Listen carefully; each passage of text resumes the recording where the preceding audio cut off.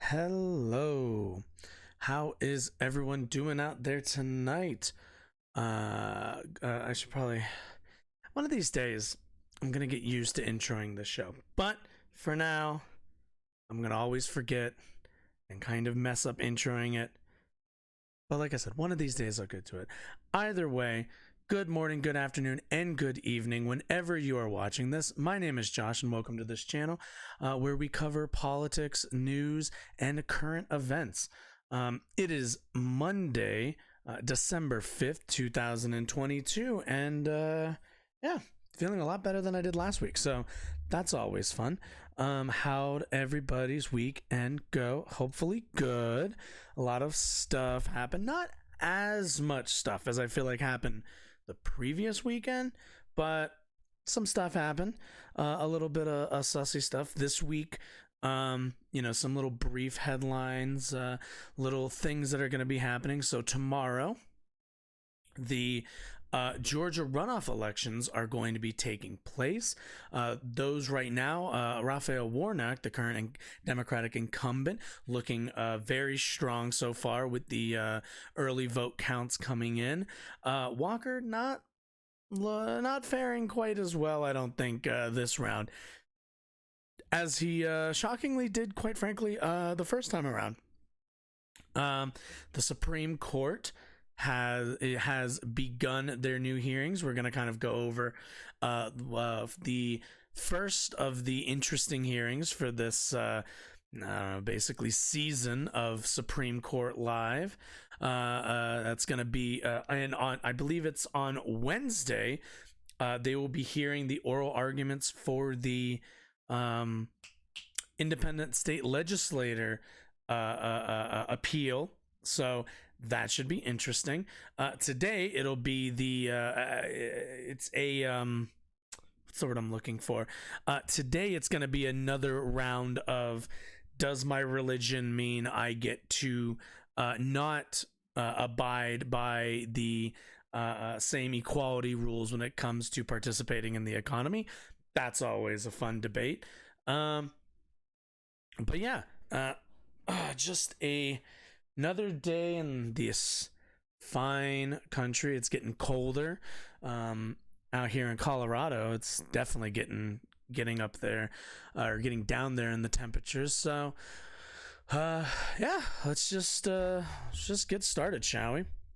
So, over the weekend, Moore County, North Carolina, was North Carolina. Let me make sure before I say North. I'm sure, there are people in like South Carolina. I was like, it happened in the North, and people in North Carolina, it happened in the South, not here. Believe it was North Carolina. Let's just go to North Carolina until somebody corrects me. Residents of Moore County, North Carolina, were subject to widespread power outages due to some sussy behavior on the part of, we're not 100% sure yet. So let's take a look, shall we?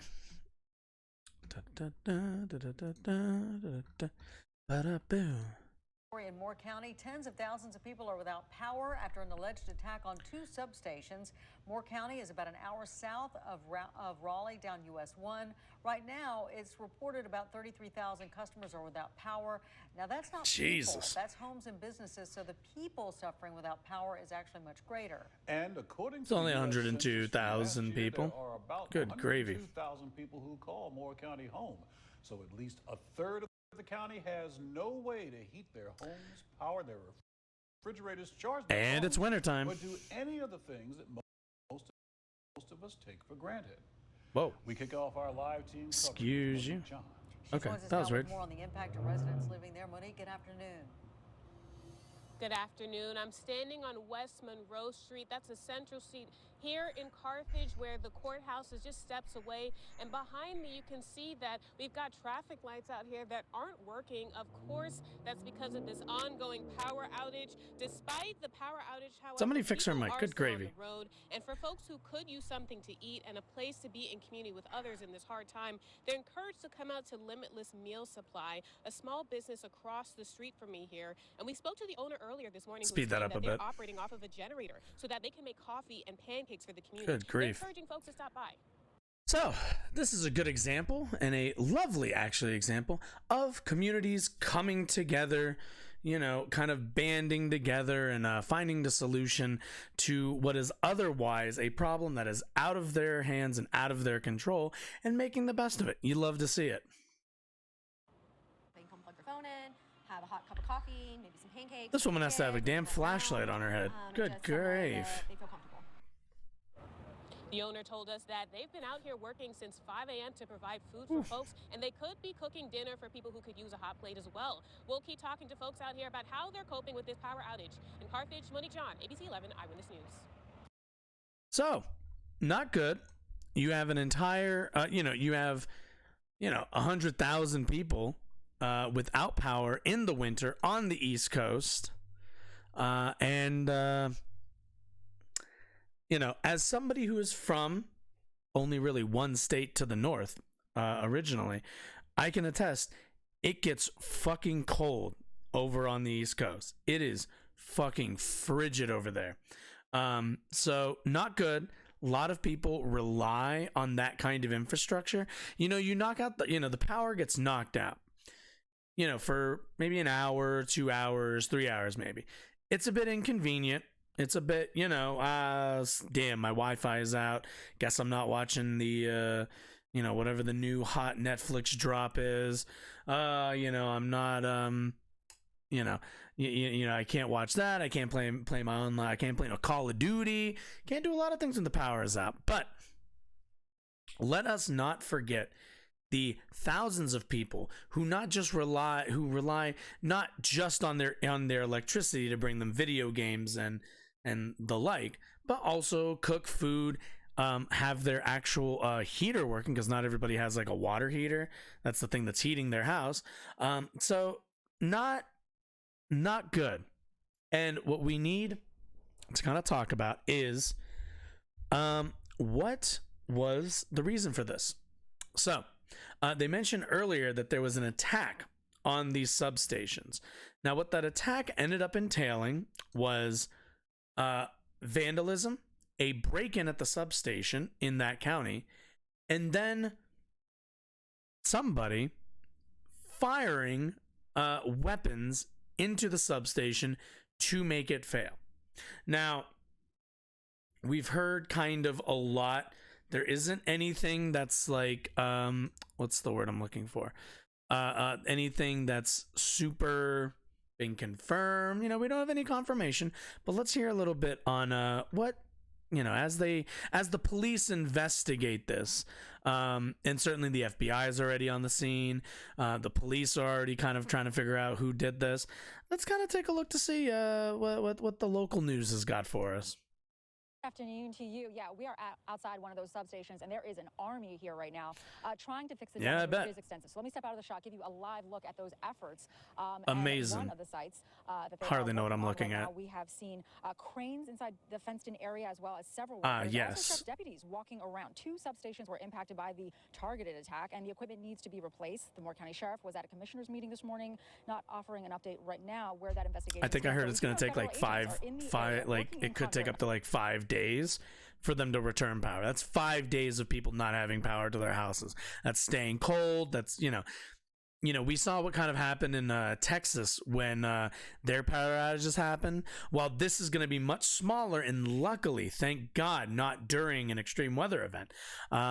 The consequences of knocking out an entire community's electricity is rather dire for some people.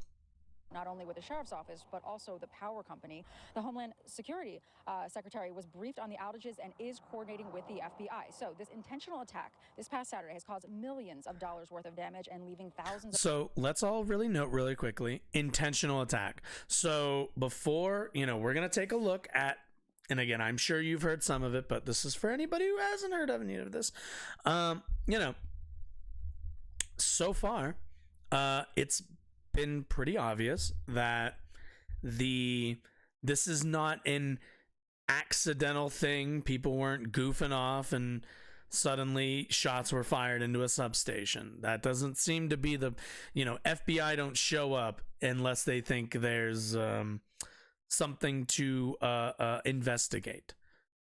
Of residents without power or heat. Temperatures right now sitting in the low 50s. Investigators aren't sure. Not too bad, honestly. Into a possible connection to an area drag show. There are a number of homes surrounding one of the substations. One resident didn't want to show his face or give his name, but he was willing to speak about the substation being shot up. It's scary, I can imagine. What about if they decided, they could have, a bullet could have gone like in a different direction, and one of their kids to live, sometimes mobile homes are not fucking bulletproof either. Or not just a kid, like one of us could have got shot. So we'll take you back live. So you heard them mention. So right now, I want to let's begin by saying this is speculation, and that we do not have any of this type of stuff confirmed. So we don't have confirmation of a motive behind the shooting. We don't have confirmation as to even who committed said shooting. That's still being investigated. But I want everyone to keep in mind two things. What has been the prevailing message to the right-wing audience of online media shows, of politicians, and of what's the word? I guess really just those two parties. I mean, I say media and I'm thinking like radio also, but radio's always been full of crazies. But what are the two messages that have been that they've been feeding their audience for about the last year, about 6 months? They've really ramped it up. Drag shows and a lot of their anti-LGBT and general what's the word? Obsession over drag shows, over trans folks, over any of that stuff. Their message has been that the people who participate in these are groomers, are pedophiles, are a danger to not just society, but your kids. And what have we already seen? We saw it about 2 weeks ago, I want to say. We already saw somebody who was clearly motivated by their diet of right-wing media to go into Club Q down in Colorado Springs and open fire on club goers. We've already seen that. And not only did we see that, we also did not see an outright rejection from the right wing. A lot of pundits immediately distanced themselves from the shooter, but at no point did they what's the word I'm looking for? At no point were they interested in denouncing the actions, simply not taking responsibility for the actions taken. So clearly, we have an issue of one party pushing, quite frankly, violent rhetoric that's they've kind of always been pushing, but you ramp these sorts of things up. And what we're starting to see are some of these, this is a case where we don't have confirmation on this yet, but possible terrorism. Now, I say that, and there will be people who will say, but Josh, can you point me to some of these perpetrators? To which, I don't live there, but there are people who do. Now, I want you to take a look at this.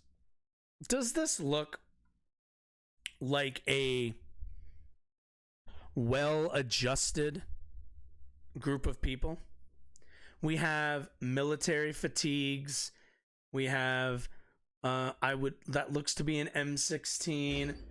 This one's got like an AR-15. Quite a few. Also, by the way, I also want to say, to all you militia guys, y'all need to diversify your firearms. This is boring. All I'm seeing is AR-15. There are more interesting guns in the world. But that's beside the point. What do we see? We see, the military fatigue. Where are they going? Are they going to a war zone? Are they going over to Ukraine? Are they fighting an armed force? No. And you know how I know that?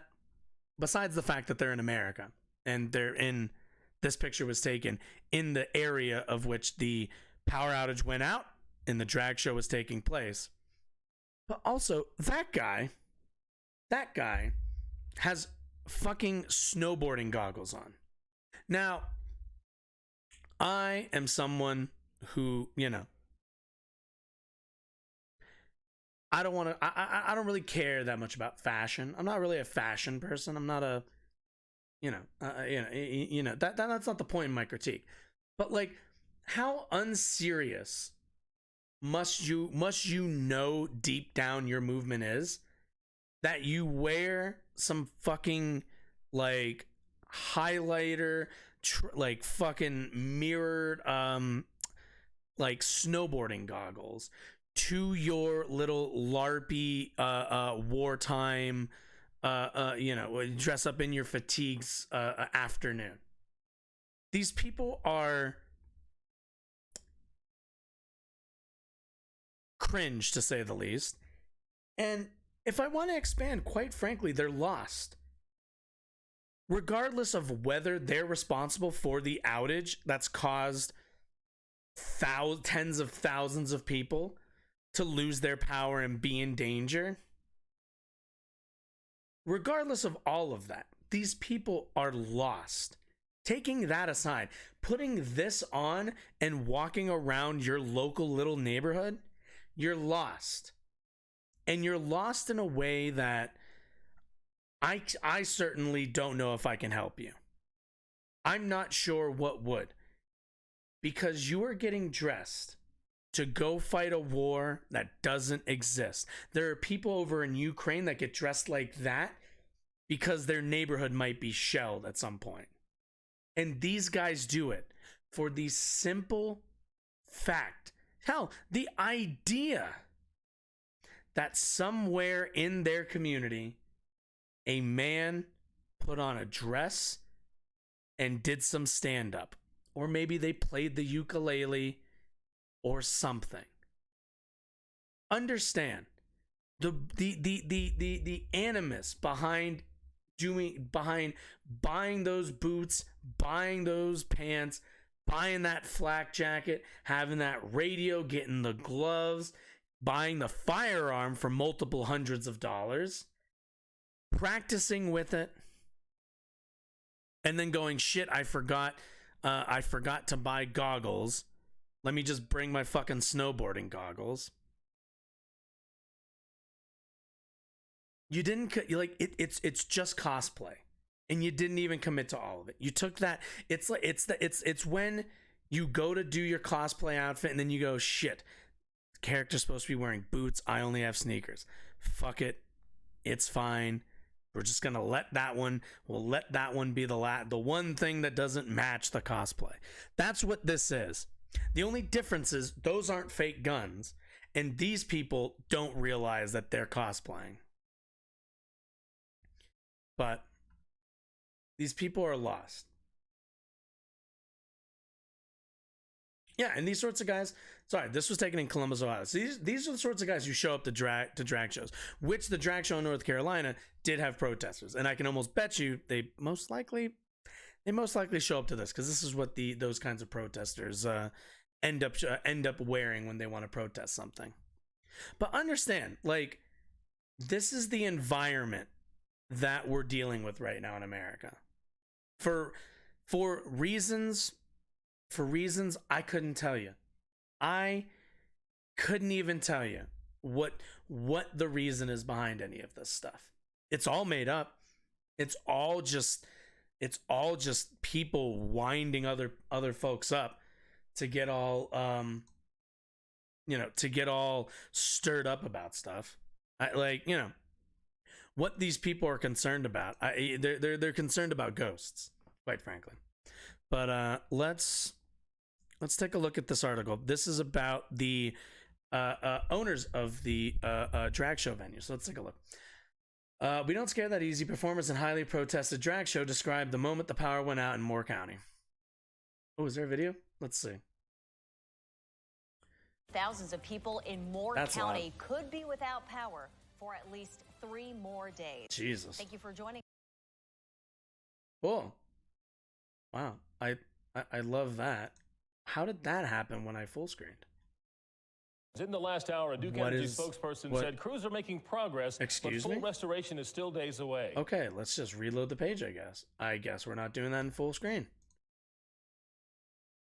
This attack, the power going out, it all took place about 40 minutes into a drag show that drew protests in Southern Times on Saturday night. Durham-based performer Naomi Dix addressed the crowd outside the Sunrise Theater before the show on Saturday. You can see there's some police presence there separating the protesters from supporters of the Downtown Divas show organized by Sandhills Pride. The event got started with enhanced. So understand, like, whoever, again, we don't have confirmation of this, but if this was some sort of offensive, against this drag show, guess what? It didn't work. And would you like to know why? It's very simple. It's not very hard. It's simply that it's a dress someone puts on. You're not gonna ever get to the point where you're gonna be able to enforce that. So I don't know what you're crying about and what you're spending your time on this for. You all are wasting your lives on this topic. Just know that. Security due to some of the threats in the weeks leading up to it. The show even went on when the power went out, using cell phones to light up the theater. That's all you gotta do. You just need some lighting. And we will not have our voices silenced. And this is a way for us to speak up and speak out by making sure that we continue the fight and make it stronger. I guess it's a drag queen, then it would be queen. Yeah. Have not been able to tie the power outage, this attack, to the opposition to the drag show. This is true. Up on WRL News at 5. So they have not been able to do that. There is no, as of yet, we have not gotten word that they've tied that. But again, I'm pretty comfortable in saying that if the FBI is down there with the same kind of what's the word, hunch. I'm not saying I'm FBI. I'm just saying would make sense. No. A targeted attack on the power grid has left. Also, let's remember, this was not an accident. They've already established that this was a targeted attack, that this was not random. So one has to ask the question, what's going on that would motivate somebody to do this sort of thing? So, let's see. It has left most Duke Energy customers in Moore County without power, likely for days. The power went out less than an hour into a drag show in Southern Pines that drew threats and protests. The power is still out at the Sunrise Theater in downtown, where the Downtown Diva sign is still up on the marquee. Sandhills Pride organized this show, their fourth drag show in the county. They say while the timing of the outage is suspicious, tell me about it, they're giving investigators time to figure out if there's a connection between the heavily protested show and an attack on the power grid.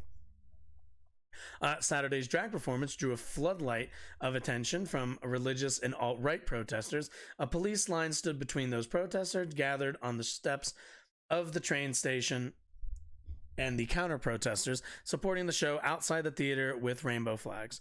This is nothing new to the queer community. We've been dealing with this for a very long time. Yep. Naomi Dix, a drag performer. Solid name. Shining a light in the dark. That's Fireflies. That's a Last of Us reference. Good for you.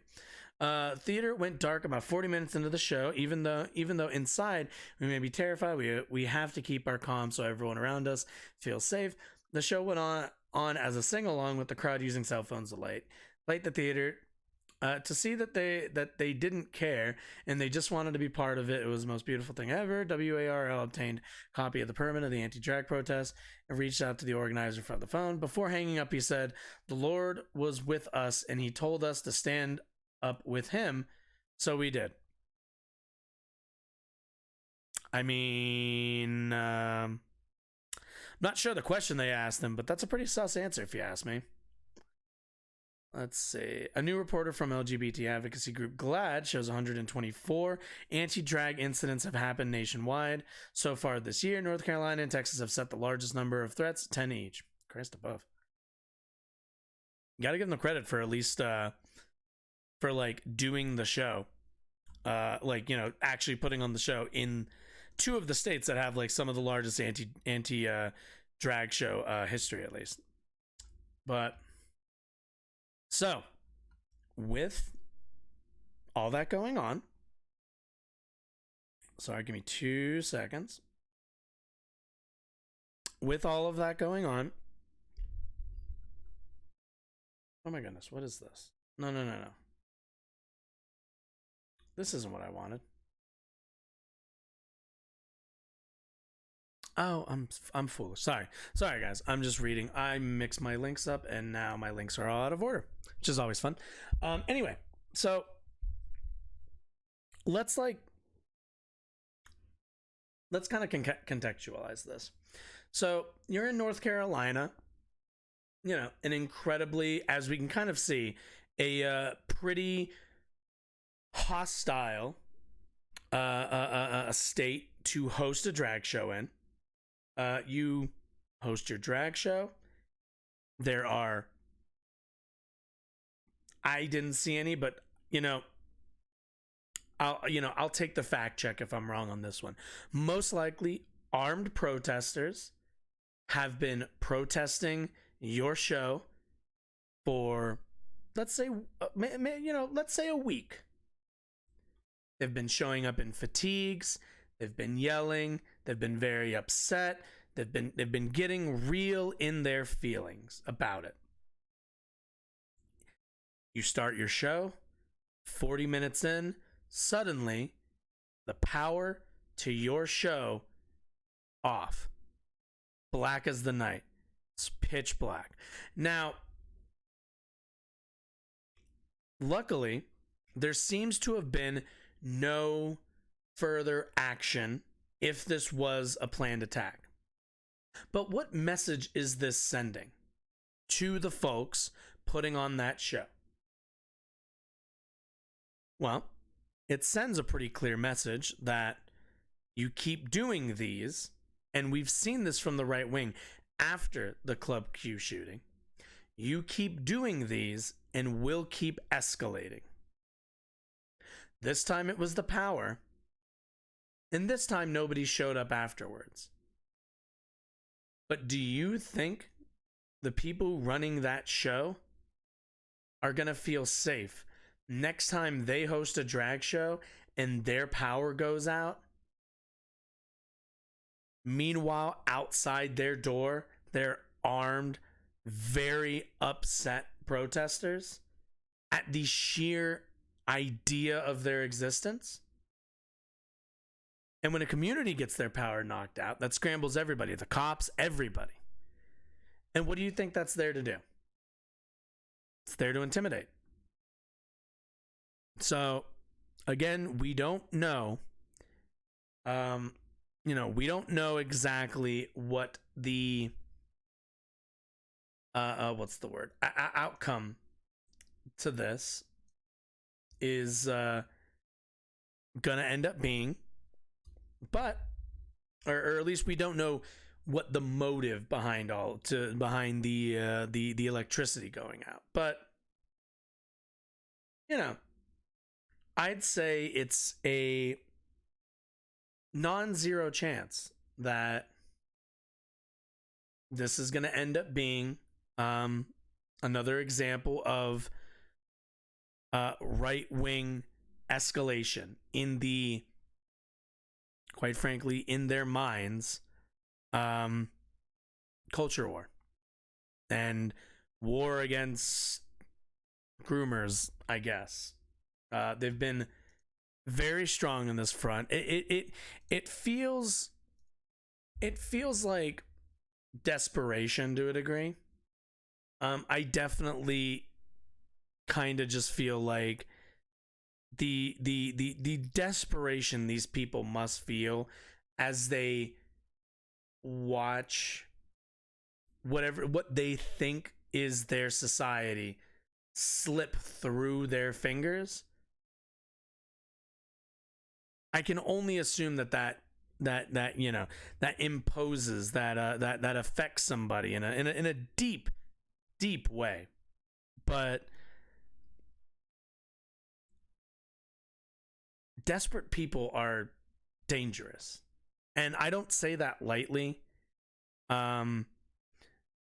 If you're asking me, this has a pretty obvious outcome.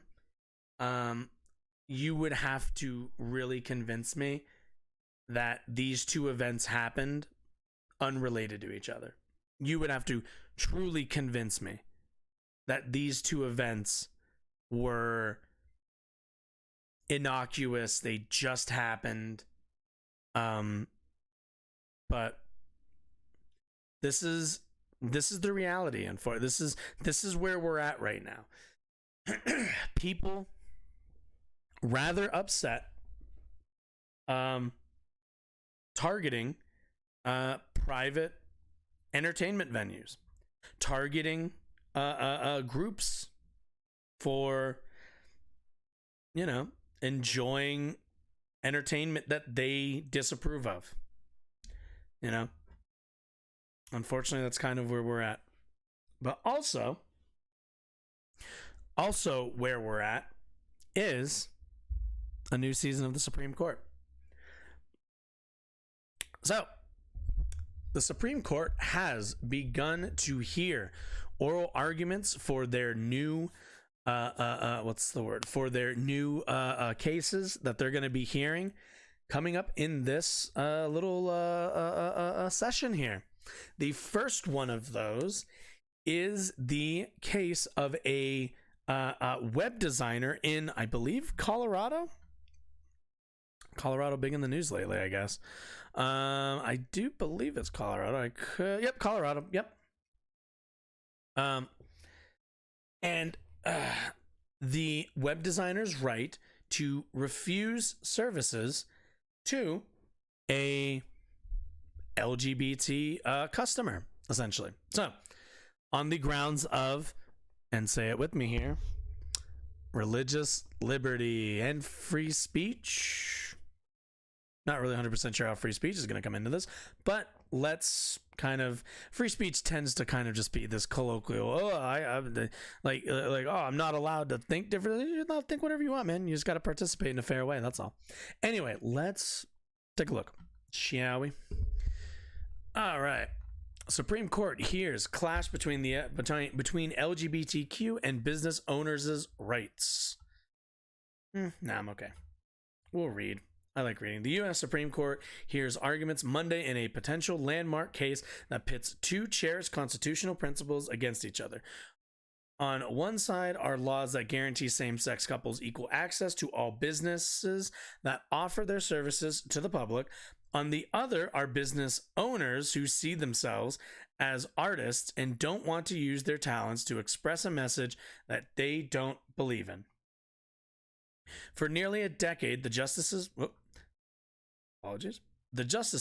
have dodged and weaved on this clash of legal values, declining to hear some cases and punting on one involving a baker who refused to make custom wedding cakes for same-sex couples. But now the issue is back before a far more conservative court, the court that reached out to hear Monday's case even before any same-sex couples complained that they were the victims of illegal discrimination. Oh, I didn't know that. That's interesting. Okay, so already they're like actively wanting the Supreme Court to... Okay. The plaintiff in the case instead is a business owner, Lori Smith, a Colorado web designer who for the past decade has created all kinds of custom websites for clients. The pieces I create are art. They're one of a kind. That's fair. As a former web designer, I can understand that. They're unique. She said in an interview with NPR, "I cannot create something that violates the core of what I believe."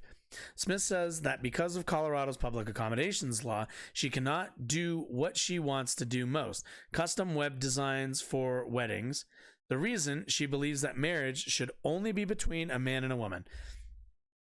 "I want to create and design for weddings that are consistent with my faith," she says, adding that she, quote, "can't do that because Colorado is censoring and compelling her speech by forcing her to create custom websites that would contradict her view of marriage. So even though she hasn't actually launched a wedding website business yet, she is preemptively challenging Colorado's public accommodations law as a violation of her First Amendment right to free speech and expression. The state's view. Colorado Attorney General Philip Weiser says the state law is not seeking to dictate that Smith says in her dictates what Smith says in her web designs. He contends that Colorado allows any individual or business to create whatever they want, but If you open your doors and say you are serving the public, you have to serve everyone regardless of sex or orientation, religion, race, or gender. Pretty simple. Fairly simple. The state doesn't care about Smith's message, he adds. Rather, the question is more one of conduct. Will you sell the product or service to whoever from the public knocks on your door? Web designer Smith notes that she has created websites for gay and lesbian. First of all, Karen, I don't want to hear your I have gay friends, and I'm okay with the gays in every aspect except for marriage. They can be equal except in this one aspect. That's not how equality works. Equal is not equal except for this one topic. Let's see. Selling other products and services, but that she believes marriage is between a man and a woman. Moreover, she says she has refused to use her talents for those who want to convey all kinds of other messages as well. I've declined political messages, not the same thing. Messages that promote atheism, not the same thing. Messages that are anti-American, not the same thing. Messages that are racist, not the same thing. Messages that denigrate LGBT people or other people, also not the same thing. If I don't believe in the message a prospective client wants, she says, I have to say no. That's fair, but the rest of those are opinions. Sorry, don't know what to tell you. Being racist. So this is the thing. This is the problem that this is the problem that's like occurring in her brain.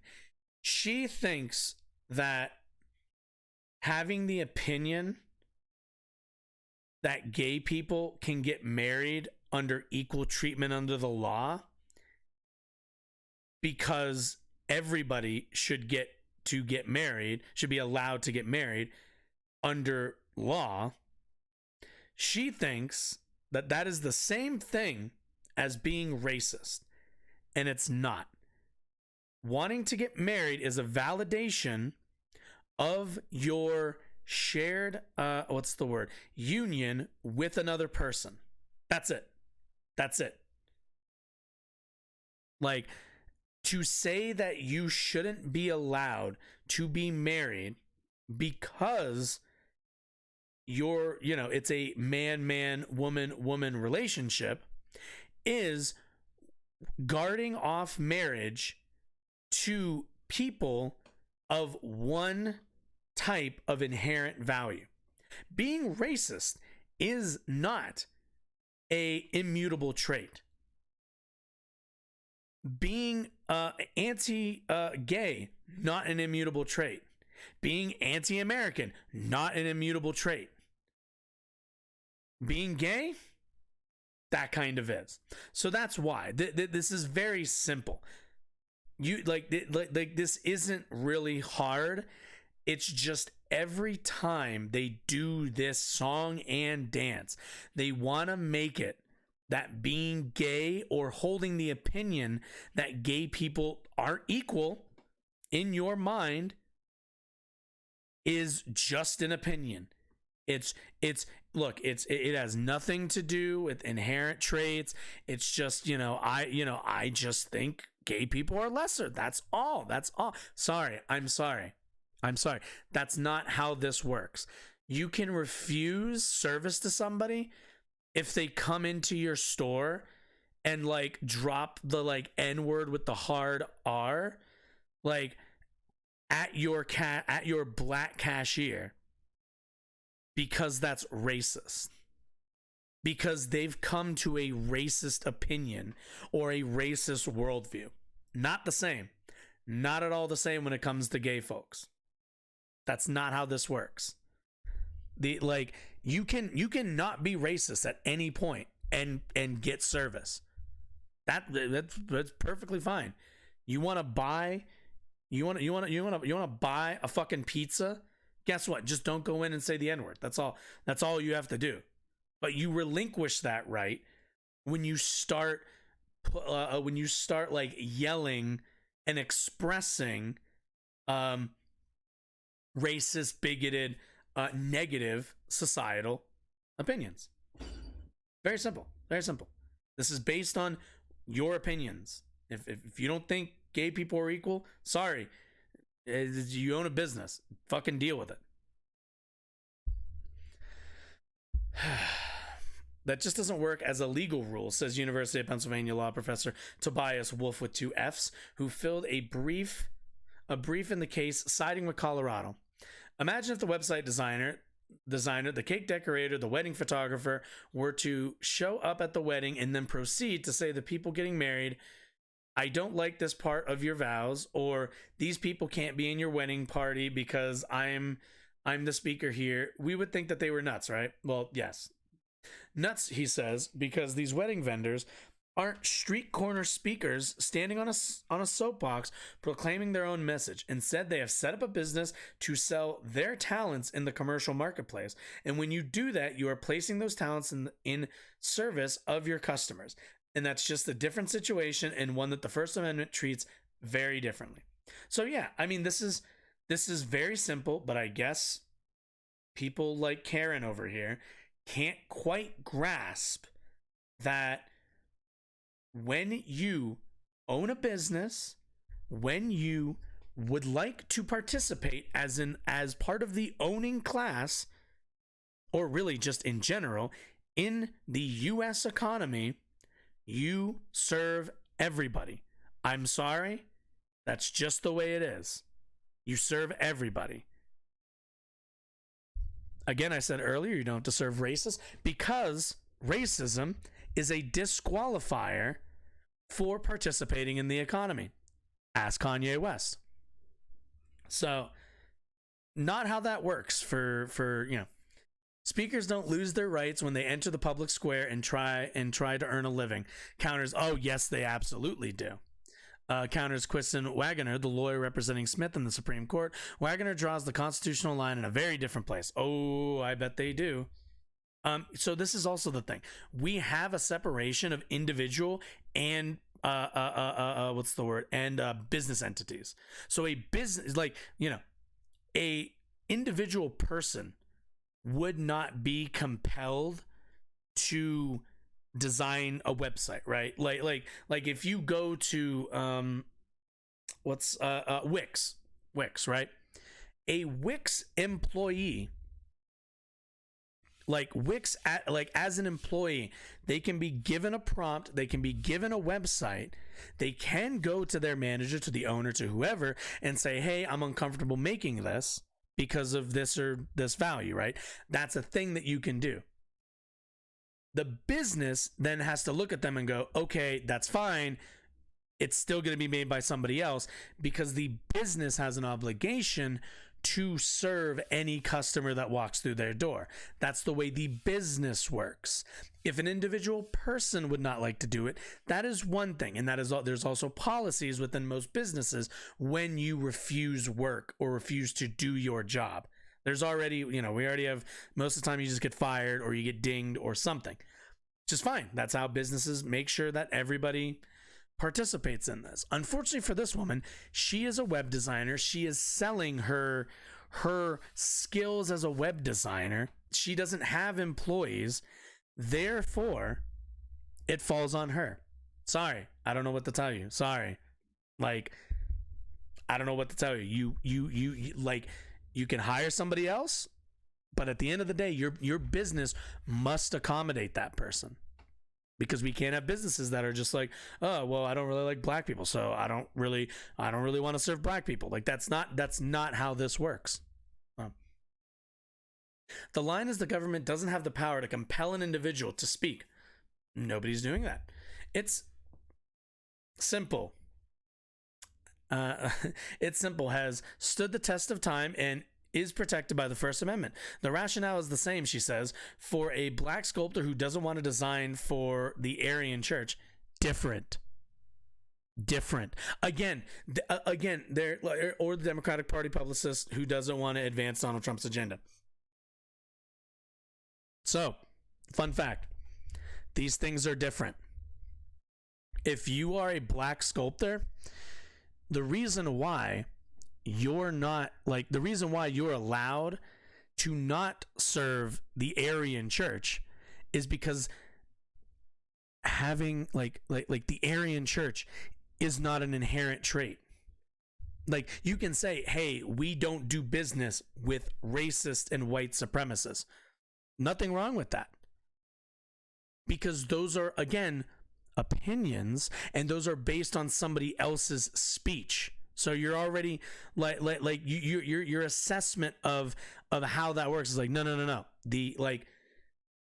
I get to embrace and reject the values I would like, as long as those values don't end up crossing with people's identity, things that people cannot change. Like, a publicist for the Democratic Party can refuse to work for Donald Trump because they don't have to work for political groups that they disagree with. But you have to serve. Like if Donald Trump was like, hey, you can refuse him for the fact that he's in a different party, but you can't simply go, no, it's because I don't serve white people. This person keeps trying to draw this line of like, well, like, black people aren't allowed to tell white people. Fun fact, idiot, you the qualifier that disqualifies the probably white Aryan church out of qualification for participating. Idiot. Not like a black sculptor cannot refuse to serve somebody because they're white, but they can absolutely do so if they're like a KKK member. If they're a Klansman, absolutely, because you don't have to be a Klansman. You've like that. It's very. I don't see how this is hard. I mean, it's not. It's these people are just stupid, but like still. But Professor Wolf replies that the compelled speech doctrine has never been applied in the commercial marketplace, where the only thing that the government is doing is establishing a neutral set of rules that everyone has to play by. Yeah, pretty much. If that is no longer the case, he asks, what if a business owner were to say that he doesn't want to serve interracial couples because he views them as acting against God's law, that marriage should be between people of the same race? Again, inherent traits, sorry. Wagner dismisses the argument, noting that when the Supreme Court declared marriage a right for same-sex couples in 2015, the court, as she put it, quote, explained very clearly that, quote, many, quote, decent and honorable people hold beliefs opposed to same-sex marriage. In contrast, she says interracial marriage laws are grounded in white supremacy, and they're designed to subjugate an entire class of people. True. Now the Supreme Court will decide just where state, local, and even the federal government may draw the line when it comes to same-sex couples. The laws requiring businesses that are open to the public to serve everyone on an equal basis. This is like rather simple. Like, again, I don't really see how this can be that complicated. We simply cannot function as like a society and as an economy if we're allowing people to what's the word I'm looking for, kind of just like not serve others because they're like, well, I don't serve black people because I'm racist. I don't serve what, like, we can't function like this. This isn't like a functionable premise by some of these people. What the hell is this? Prices. Hey, I saw this person. Hey, I saw this person on one of my friends' chats, actually. Yeah. How do I, let's see. Can I don't know if I can. Can I? No. Can I, like, yeet this person off of my thing? Delete messages? Delete. What? No. Let's get this blight off of our screen, shall we? Yeah, how do I... What? Excuse me? Huh? What? If anybody has any kind of idea, help me out here. No, I don't want chat highlight. I want to delete your message. I really should be more ready for this sort of thing. I'll admit that. Let's see. No, shield mode. No. Chat highlight, chat appearance. No, I want. Okay, whatever. I'll deal with this some other time. Ignore this fool. Ignore this fool here. Go away. I'm gonna. Now I have to look at this the entire time. That's annoying. Oh well, who cares? Anyway, so let's hear. So, oral argument started today. Let's hear. I believe this is Barrett first, and then we have. I believe it's Kavanaugh. Yep. Okay. Cool. So I want to hear kind of. This is, I guess, the question that was posed to. Or this was an exchange that they had. So let's kind of take it here. We could watch the entire hearing. It's like 2 hours. I think that's maybe, you know, if people really want to see that sort of thing, then we can do that. But for now, let's hear some excerpts here. Justice Barrett? I feel like that's really loud. Okay. How can you disagree with that in light of the stipulations that Justice Gorsuch reviewed with you? Because if it's speech, you know, as the stipulations Justice Gorsuch read did, and she has to say it. So this is also speech? So this is also the thing. They're going to continue to make like kind of the compelled speech argument, even though it's not what somebody is being like forced to say, or like nobody is forcing anybody to, you know, what's the word? Nobody is compelling anybody to agree or even really to say that same-sex couples have the same rights to services, right? Nobody is saying that you have to say that. They're just saying you got to abide by that. That's how this economy works. That's how the marketplace works. There isn't an option to just not really give a shit. That's not negotiable, pretty much. So. On the stipulations and where we are here, the company would refuse to provide the same identical speech to a customer solely because of who they are. And if the company is going to provide speech, already said they're going to do it at the website. I think it was the colloquy with Your Honor, Justice Barrett, where someone comes in and says, "I want the exact same website as you gave to my friends," and the company says, "No, I will not provide that to you." And the only reason is because of who you are. That's not compelled speech. Certainly, there are some circumstances where there may be more of this, you know, tell the story, et cetera, but the company can choose to determine the services that it wants. Here, it is chosen to say that I will not provide the exact same website for one couple that I would for another, solely based on the identity of the couple. Okay, I want to give you a hypothetical that doesn't rely on disagreement, philosophical or otherwise, with speech, but just a desire to promote a different kind of speech. So let's say a newspaper is running, as many newspapers do, runs marriage announcements. And so, you know, the New York Times says that such announcements, which it picks, have to satisfy its normal editorial standards. Right. This doesn't mean anything. You just, like, they don't do that as, like, they're not commissioned to do that by the what's the word, by like people, like nobody like that's not the same thing. I don't know how a Supreme Court justice doesn't understand that's not the same thing. Let's just say that the newspaper for Gay Pride Month decides that it's going to run to promote and recognize same-sex marriage, only same-sex marriage announcements, turns away heterosexual announcements, not because it disparages or disagrees with opposite-sex unions, but because it's trying to promote something else. Can it do that? That's a protected characteristic under the law. Well, that's a hard hypothetical because normally the marriage announcements are considered to be a public accommodation, but your hypothetical introduces a layer of... Yeah, that's not doing anything. Like, nobody pays for that. That's not a service that you're buying and being denied because of your immutable characteristics. Editorial discretion. Well, you can't run every marriage announcement that comes. There would be too many. So you're necessarily going to pick and choose, just like every business is going to have to pick and choose based on resources. Well, and I think, but in that circumstances, if the sole basis for picking and choosing is a protected characteristics, the New York Times couldn't say that we're going to have this month, we're just going to run opposite-sex weddings. Next month, we're just going to run white people weddings. Next month, we're just going to run... So for Gay Pride Month, that's not a thing. Celebrate that and communicate a message by running only gay marriage announcements.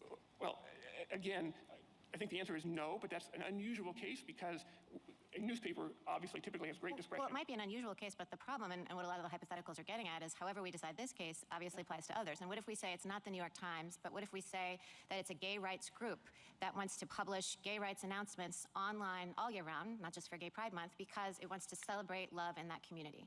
And so it publishes only same-sex marriage announcements and turns away opposite sex. Can the gay rights organization do that? Well, I think that's very unlikely to be a public accommodation, so the answer is likely well, yes. Well, they're paid. Why? I mean, they're paid. I mean, they craft these for, and it's a business, it's a commercial enterprise, but they craft these announcements for the gay community. So I guess, who crafts the announcement? So it's a gay rights There we go. enterprise. It's a group run by, there we go. Sweet. God, that was bothering the hell out of me. It's a forum to celebrate gay marriage. They charge, you make money, and you run marriage announcements that have our story, etc. But it's done specifically to celebrate love in that community. Can they turn away opposite sex marriage announcements? In this unusual hypothetical, it's... Well, I would have probably no, because the whole point is you're not supposed to. Jesus Christ. Give me that again. What? I think the answer is no, but that's... Okay, 1 second. Not because it disparages or disagrees with opposite-sex unions, but because it's trying to promote something else. It doesn't matter. It doesn't matter if you want to promote something else, but you do it and like it's like, oh, yeah. I really just want to promote. It's not that I want to. It's not that I don't think gay people are unequal to me. It's because I want to promote traditional marriage. No. That's not. Kind of argument is that? The result is you disenfranchising people. So no. Introduces a layer of editorial discretion. Well, you can't run every marriage announcement that comes. There would be too many. So you're necessarily going to pick and choose, just like every business is going to have to pick and choose based on resources. Well, and I think. Wait, that's not. But again, that's not picking based on resources. Picking based on resources is, hey, I have too many people. I have too many customers. I have too many orders. I have too many something. And it just so happens, and like, I cannot fulfill this order for you. That's a completely different argument. Now, if you found a, what's the word I'm looking for? If you found a business that consistently told gay couples that they are too overbooked to take their bookings, and you find that those are the only types of people, then you would come to the obvious conclusion that that's just an excuse to not serve gay people. Like, that's a different excuse. That's not what the argument that's being made to the court is. Like, the argument that's being made to the court is that as a business owner, you have the right to refuse service to somebody based on, you know, sexual orientation, because as the business owner, you get to say if you serve that group, which again, businesses and individuals are separate, are different under the law. The sole basis for picking and choosing is a protected characteristic. The New York Times couldn't say that we're going to have this month, we're just going to run opposite-sex weddings. Next month, we're just going to run white people weddings. Next month, we're just going to run... So for Gay Pride Month, a newspaper can't choose to try to celebrate that and communicate a message by running only gay marriage announcements? Well, again, nope. I think the answer is no, but that's an unusual case because nope. A newspaper obviously typically has great discretion. Well, it might be an unusual case. I feel like this is like a gotcha or some kind of hypocrisy. This is like some kind of like hypocrisy thing where it's like, no. Like you can do like the but what if during like Pride, what if during Pride like they just want to run the gay marriage announcements for that month? Then I'd just say no. How about this? During the rest of the year, during all of the year, we just do everybody's. Crazy idea, I know. Like, this isn't a hypocrisy thing. Nobody's arguing for this. We say that it's a gay rights group that wants to publish gay rights announcements online all year round, not just for Gay Pride Month, because it wants to celebrate love in that community. Wait. A gay pride organization publishes it? Then yeah, that's fine.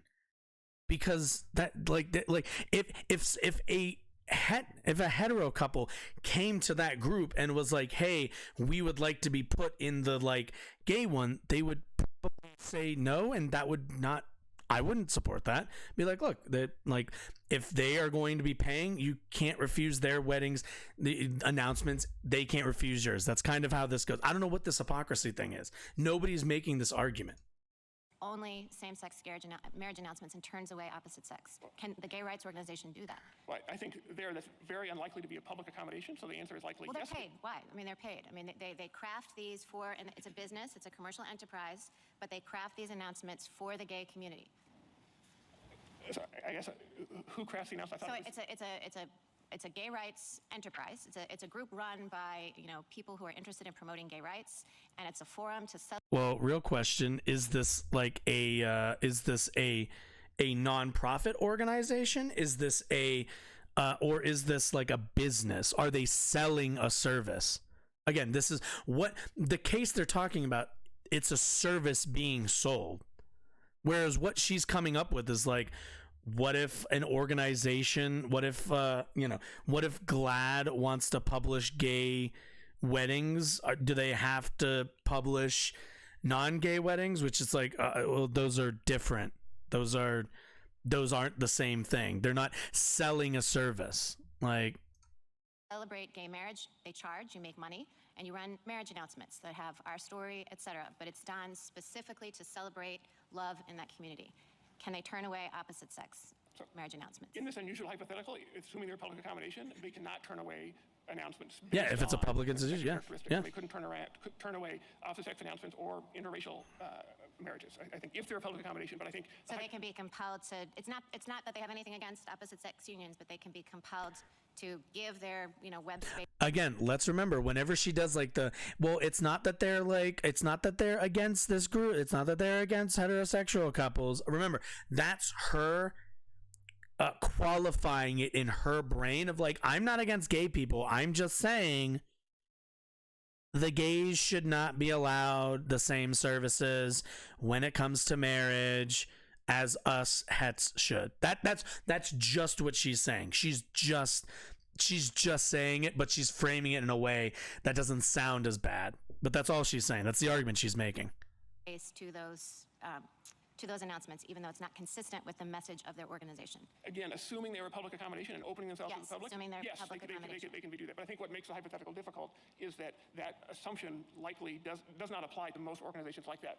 It seems like you can't get out of everything by defining public accommodation narrowly or broadly, depending on it. I mean, you agree that in Hurley, the parade was a public accommodation, as we held? Because Hurley's your hardest case, right? It's a difficult case, but we are different than Hurley, and I'm happy to talk about why.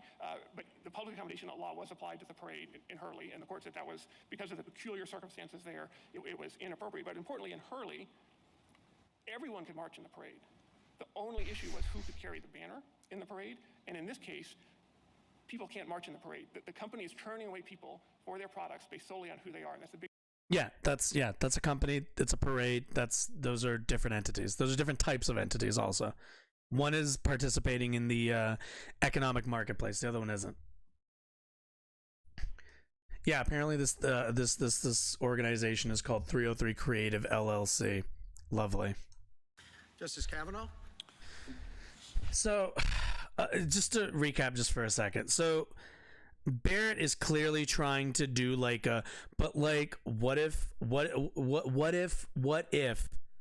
the gays would like to discriminate too, which is really funny because I get the sense that she thinks that like her best argument is like, well, what if like the gays want to discriminate a little bit? Don't you think the gays should get to discriminate against the hets a little bit? Don't you think it's kind of a little justified, or maybe we can be a little bit more lenient with that sort of thing? And the reason why she's making that argument, and the reason why she's kind of taking that angle, is mainly because she wants to kind of pass off her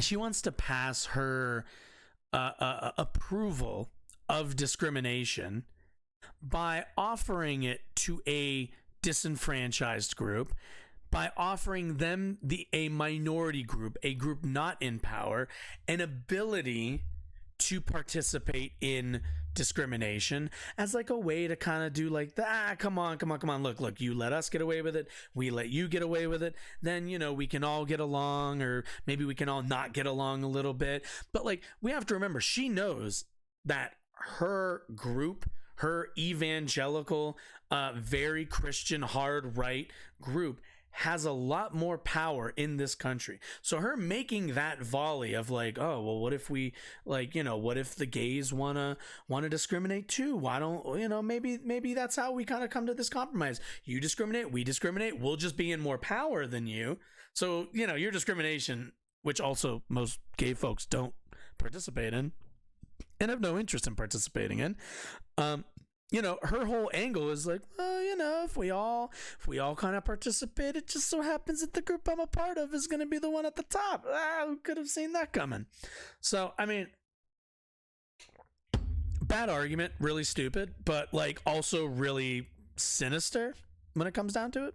So, not great. Next, I want to hear Kavanaugh. I guess Kavanaugh had some. I want to kind of hear what he has to say. Piece of shit he is. But let's. My beard's at that point where it's like really itchy all the time, and I'm just like, I need to shave. I meant to do that before stream, but then I just didn't get around to it. Anyway, let's keep rolling. I'm interested in picking up on those questions and what Colorado's position on the First Amendment could lead to. Not what you would do based on your representation, but what your theory of the First Amendment could lead to, and thinking about the proper analogy to a website designer. So I've been thinking about a publishing house that says we're not going to publish, we support pro-choice positions, we're not going to publish books that support pro-life position, or that we support same-sex marriage, and we're not going to publish books that take a different position on same-sex marriage. Does the publishing house have a First Amendment ability to select the kinds of books that it will publish? Oh, also, I heard about this. I think I heard about this on like Vasha stream. So I guess the where is it? Here, let me look for it. We'll listen to this. Let me look for the article really quick. I'm pretty sure I can find it. Although we'll find out. Along the lines of my hypotheticals there. Of course it does, and I think a publishing house is not a public accommodation for precisely the level of selectivity and choice that it goes into, just like the court recognized in Fulton. Right, but if it were a public accommodation, it would still have a First Amendment right, correct? Yes. Sure about that? Yes, because what all the public accommodation law says is you can't turn someone away because of who they are. And it would be different if your hypothetical was they will not publish gay authors. If they were a publishing house, right. They won't That's the distinction right there. Yes. You put your finger on it, I think. So with the website designer is different from the publishing house. How? Okay, yeah. So in Florida, DeSantis had his little I think it was like, you know, it was like anti-woke thing in colleges where they had to actually define what woke is from a legal standpoint, and they ended up just kind of settling on where is it? I had it for a second there. Oh, where is it? It's literally just no, where is it? Guys, give me the. Oh, here it is. The bill prohibits schools and workplaces from any instruction that suggests that an individual, by virtue of their race, color, sex, or national origin, quote, bears responsibility for and must feel guilt, anguish, or other forms of psychological distress on account of historical privilege oppressed. Yep. In Florida, we are taking stand. No. I just want to hear what their silly definition is, because I remember it being quite hilarious. Expected to appeal decision. Yeah, no shit. Where is it? I want like their actual definition. Pushing the bill in Florida, we are standing. Yeah. So yeah. Culture. No. Widespread demand. Let's see. Racially motivated censorship. I can't find the actual text of it. Either way, my point being that like the definitions of this stuff is kind of seems to be the way that I notice the right wing likes to go about a lot of these legal challenges, is kind of playing with definitions and flipping around what the meanings of words are. That's all I was kind of getting at. Because the website designer is refusing to publish gay authors, using the publishing house example. They are saying, I will not provide this service to someone because of who they are, period. They say it's because of the message. No. So again, what's the message? So this is fucking brainworms. All you need to ask is, well, what's the message?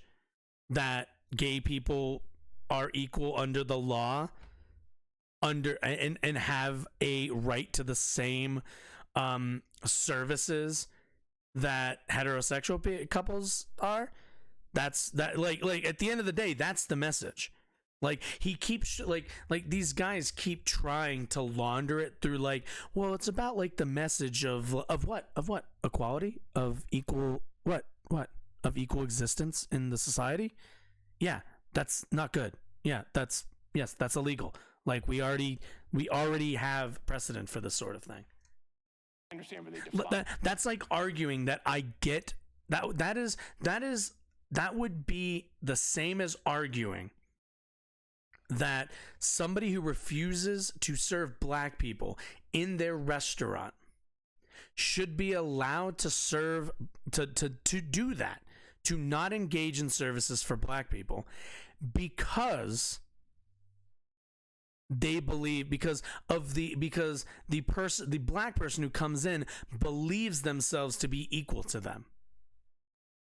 That's what the argument that he's making. If you're black and you go into a restaurant, you believe that you are equal to the owner, to the waiters, to everybody else there. You are equal to the white patrons. That's not okay. That's what this argument is. That's all this argument is that the belief that you are equal to us is what we oppose. We oppose the idea, not, I don't oppose you being gay. I oppose you thinking you're equal and forcing me to treat you as such. Forcing me to, at the very least, pretend to believe that you are equal to me. That's what they're arguing. Define the service in a way that excludes people based on who they are, and that violates Colorado law. And to the extent there's some good for Colorado, good for us, impact on their message, it's the kind of incidental impact that this court held in O'Brien is to be appropriate, where a law is focused on conduct and not the message itself. And I thought the amicus brief of Professors Carpenter and Volokh was fairly interesting. They supported the same-sex position in Masterpiece, but that they say they're on the opposite side in this case, and they say that the reason is because this case involves speech. They say a website designer is unlike a baker, and that Hurley, therefore, is the key precedent here. What's the difference? There is no serious question, their words, no serious question that this case involves compelled speech. Do you agree it involves compelled speech? No. Okay. Even though they say there's no serious question that it does. You disagree with that? We disagree with that. Okay. Thank you. Whoa, shocker, they disagree. So yeah, I mean, this is the argument that they've made, that if you again, it's a roundabout way to get around, like, hey, I don't have a problem with you being gay. I'm not opposed to making you a cake, a website, whatever. I'm not opposed to doing those things because you're gay.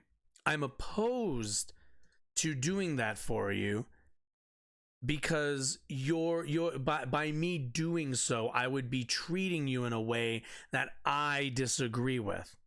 Which, guess what? It's not about what you think. It's not about how equal you think people are. Unfortunately, it's just a roundabout way.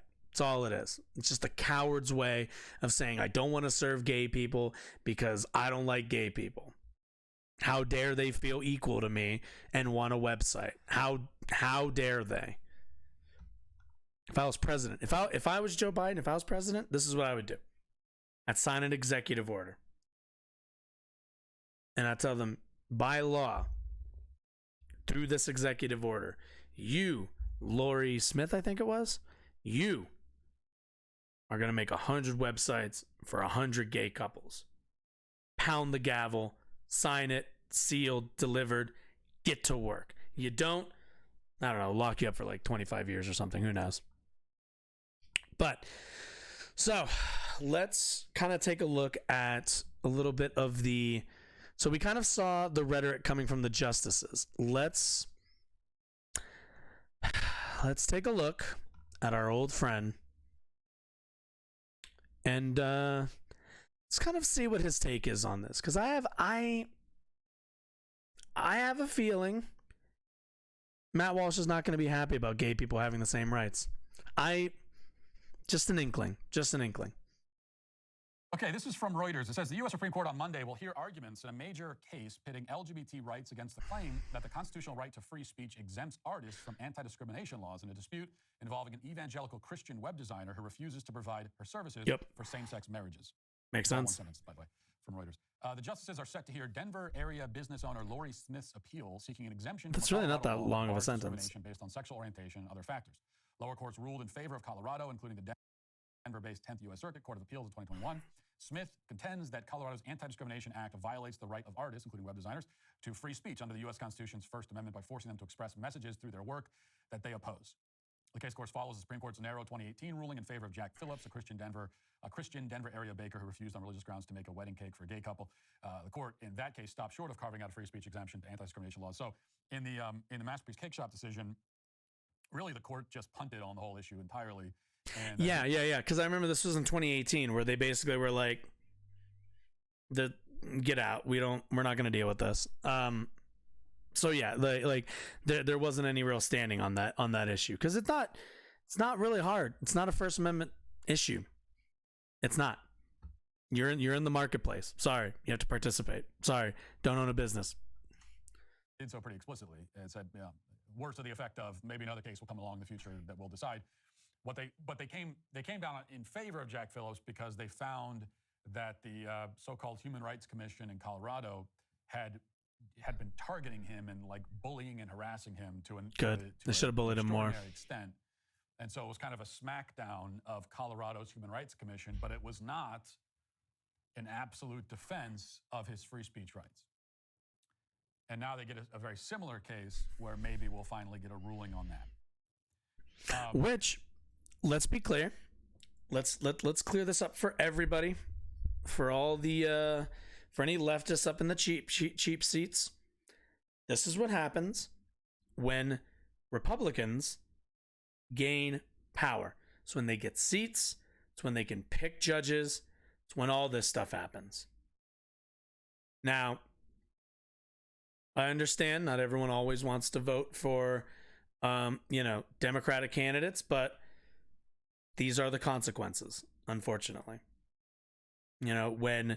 When there are leftist content creators who get on this or other types of platforms and they do their whole, spiel of, what's the word I'm looking for? When they do their whole game of, anti Dem party rhetoric and stuff, this is the result. I remember like Jimmy Dore doing the whole, Trump becomes president, not that big of a deal, nothing much is going to happen. Those people seem to have very short visions, similar to mine, and don't realize that this is going to be the result. We get a highly conservative Supreme Court that could side with the web designer in this case. These are the consequences, unfortunately. And unlike the left, and this is where the right do get credit, they have been working incredibly hard for 20, 30 years, 40 years, who knows? But they've been working hard and diligently at making sure that the judiciary is at the very least leans in their favor in small state courts and federal courts. and they now have the Supreme Court. So, and they didn't pick the people that they put on the bench and the Supreme Court. Those people were not chosen at random by chance. No. Those people were groomed to be there. So keep that in mind. Next time you hear, leftists and, other content creators doing the whole, like, why should we vote thing? This is why. Only this case, it's a web designer who, as far as I understand it, she proactively was suing this, the state government. Also, I'm just going to say that person needs to get a life. Because of this so-called anti-discrimination law that would force her to, for example, design a website for God forbid. So rather than waiting around for her to, be targeted in that way, we're going back to 1.25, and now it made its way all the way to the Supreme Court. A couple points about this that we should keep in mind. First of all, in all these cases, whether it's a web designer, also, I find it interesting that they're like, oh, a web designer, totally different than a cake maker.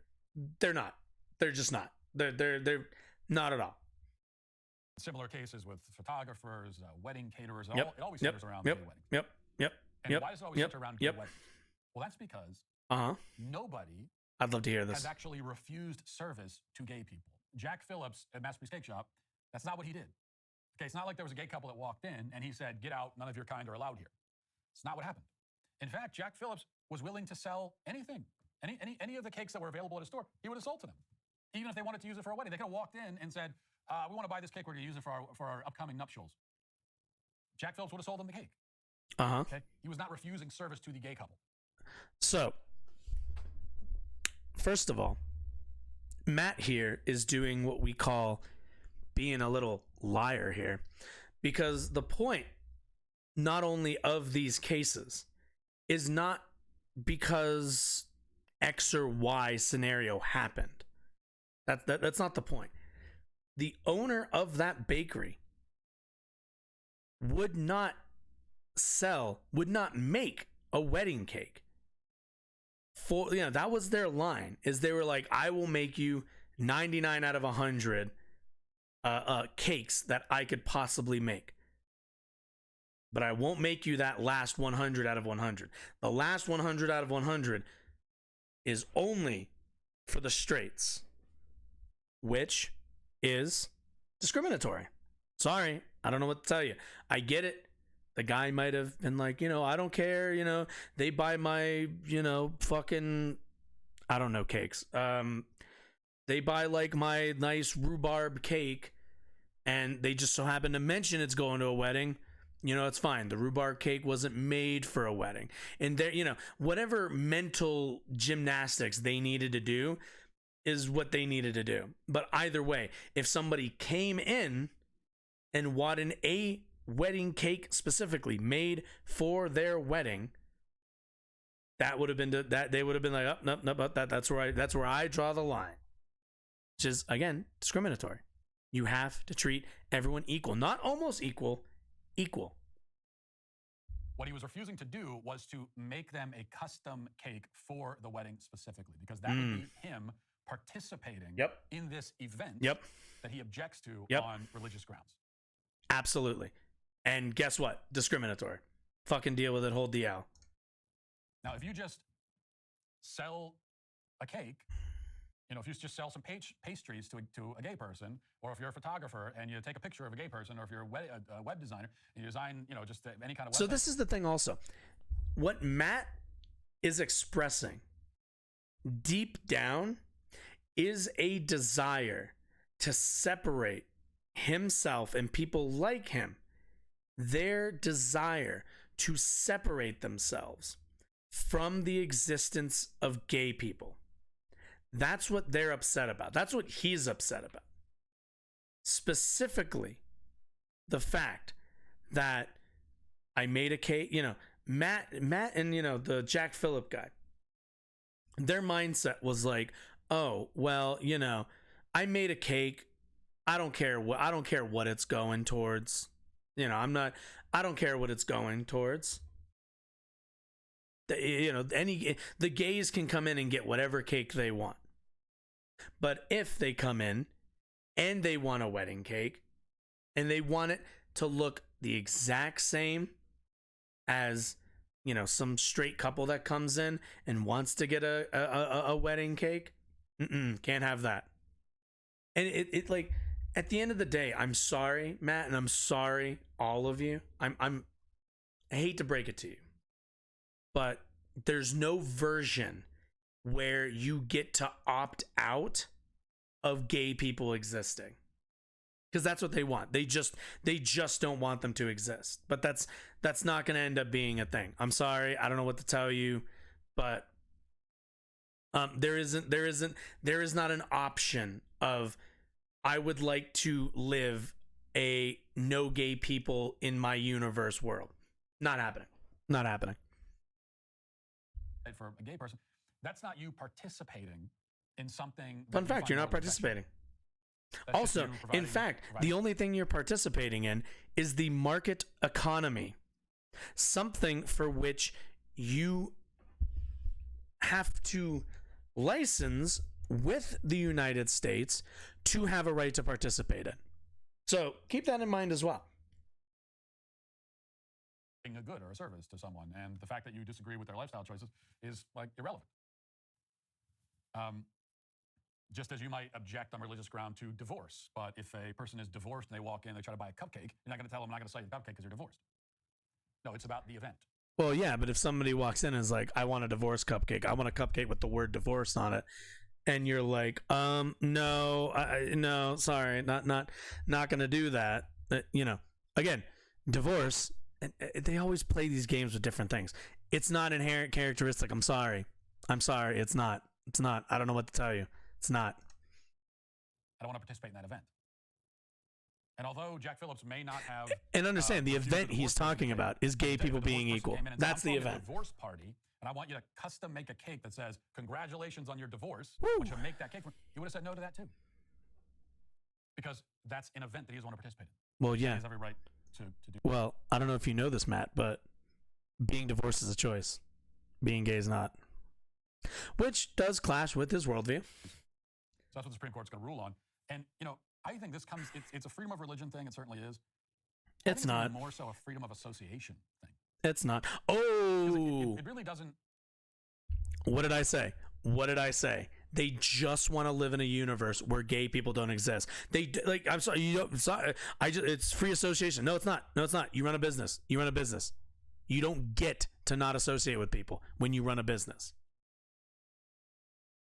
The reasons, like Jack Phillips didn't want to participate in a gay wedding, and his personal reason was that his religion, because of his religious beliefs. Too bad, I don't care. But I don't see how the reason even matters. What does it matter what your reason is?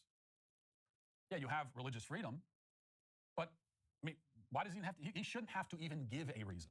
I don't want. Sure, he should. I am a free person. I'm not your slave. I don't want to participate in this event because I don't like it. You're getting paid. You're not a slave. You can't that. That's not how that works. A slave would be you do it for free and with no financial compensation.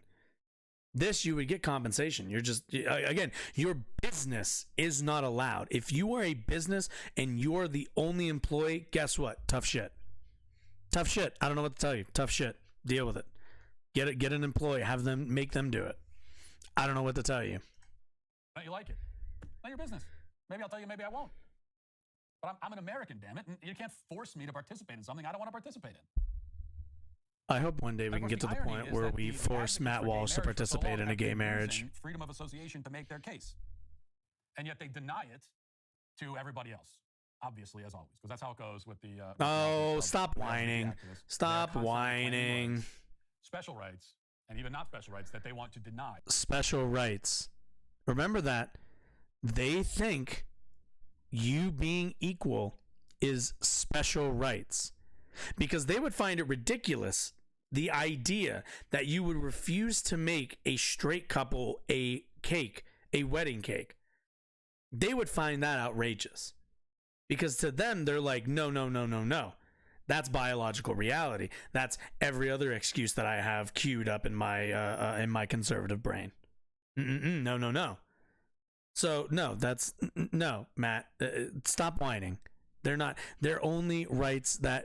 What's the old saying? I literally said it earlier and I already forget it. I think it's when you're used to privilege, equality feels like oppression. That's all this is. That's all this is. He doesn't see them as equal, and he doesn't like the idea of them being equalized in our society. Simple as that. To everybody else. And this is another example of that. So there are really two versions of a kind of a right answer that the Supreme Court could come up with here. Two versions of a right answer. Okay. If they come, and there's also the wrong answer, right? That they could also, I feel pretty good that they'll have some kind of mostly correct answer. Well, on this. Naturally, there's a majority conservative court. Right answer. There's and I feel pretty certain that if they have the right answer, it's going to be this, which is the limited version, which is that they find that people have the right not to participate in activities that those individuals have a religious objection to. So it will be a decision based around religious liberty, and that would be good. That's right, which is cringe. Also, again, this has nothing to do with religion. Like their reason can be religion. It doesn't matter. It doesn't matter what their excuse is. You can't refuse service to people. I can't just be like, oh, well, my religion says I don't serve black people. That's my deeply held religious belief. It's not a thing. It's not a thing. The right answer. And it would be a big win. Where's the Satanic Church? I can't wait for the Satanic Church to do their usual thing. Answer, which won't happen, but which I would favor. Is that people have the right to refuse service to anyone for any reason, period. Imagine. If you're any reason. I give Matt Walsh credit all the time on this show, and I'll give him credit once again. The man's never worn a mask in his life.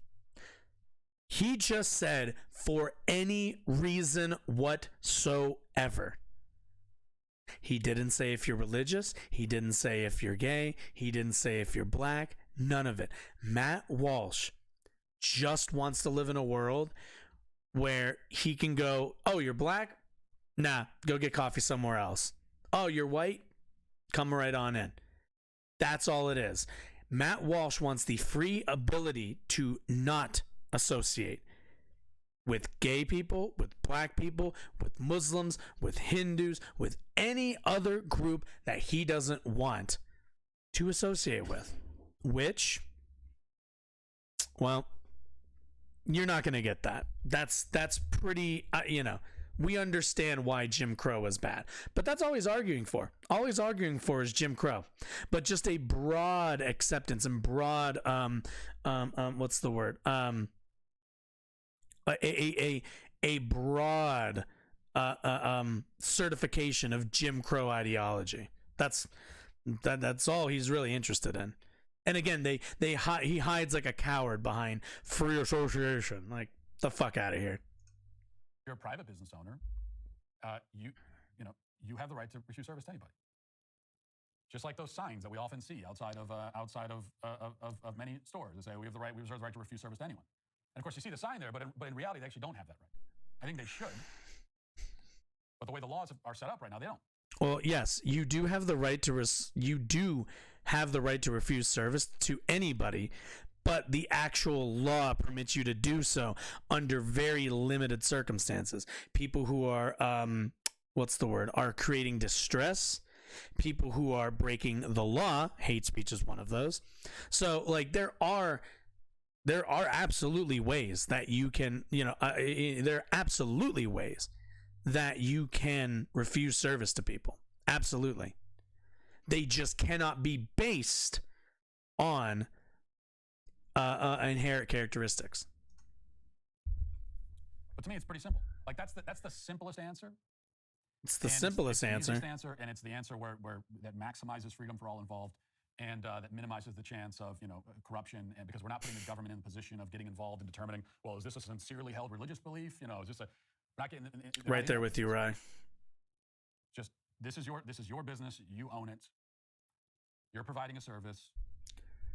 You're selling a good, whatever it is, and you have the right to decide who you sell it to. That's all. Right. And of course, lovely. So yeah, that's Matt Walsh's incredibly simple. Look, what if we all just be? What if we could all just be discriminatory? I mean, that's his main argument. Is what if we were all just discriminatory? Why not? Why? Like, wouldn't it just be better if we were all incredibly racist to each other or bigoted towards each other? Wouldn't that just be better? No. So, not the way it says though. No, yeah, it is. It is. Social media is awful, but no, the dude is. I'm glad he said it. I'm glad he just went out there and said it. I am appreciative of that. But also, so yes, okay. So we're gonna stick with the I want to stick because I heard this. My girlfriend mentioned this to me, so I want to kind of stick on this vague-ish topic of religion and the some of the rights here. So in Denver, in a lot of cities, you have kind of these I don't really know what to call them. I got out of Catholic school kind of early, but they're like the archdiocese of like different cities, different provinces, different areas. Basically, they're just like hubs for Catholicism.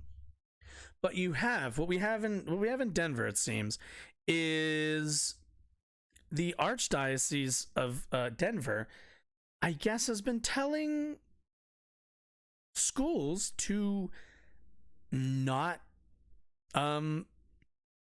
basically not have gay kids and trans kids in their schools. Just completely, just not even. Oh my god, this is terrifying. Just completely just nope, they're just not allowed in the school, I guess. So I didn't read too much into this. I want to watch this video though, so let's take a look really quick. Also, this might be a bit terrifying because I don't know why the colors are like this. Hopefully it plays normal. There's growing controversy no. over newly obtained policies from the Denver Catholic Archdiocese regarding LGBTQ students, families, and what is happening? What is happening? No, turn this off. What is happening? What is this? What is VQ? What's going on? Oh, video quality. What? What? This guidance from the Archdiocese of Denver contains 17 what? pages worth of policies on the matter. And it says the quote, the spread of what? gender ideology presents What's happening? What's happening? Why is the video doing that? Okay. What? Okay. Okay, we'll just go with it. Okay. I don't know what's going on with the video. Okay. We're just living with it, I guess.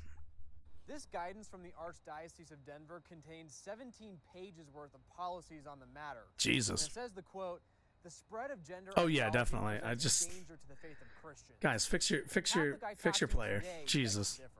Let's come together around people who are suffering in This is for anybody who's wondering, this is not what Denver looks like.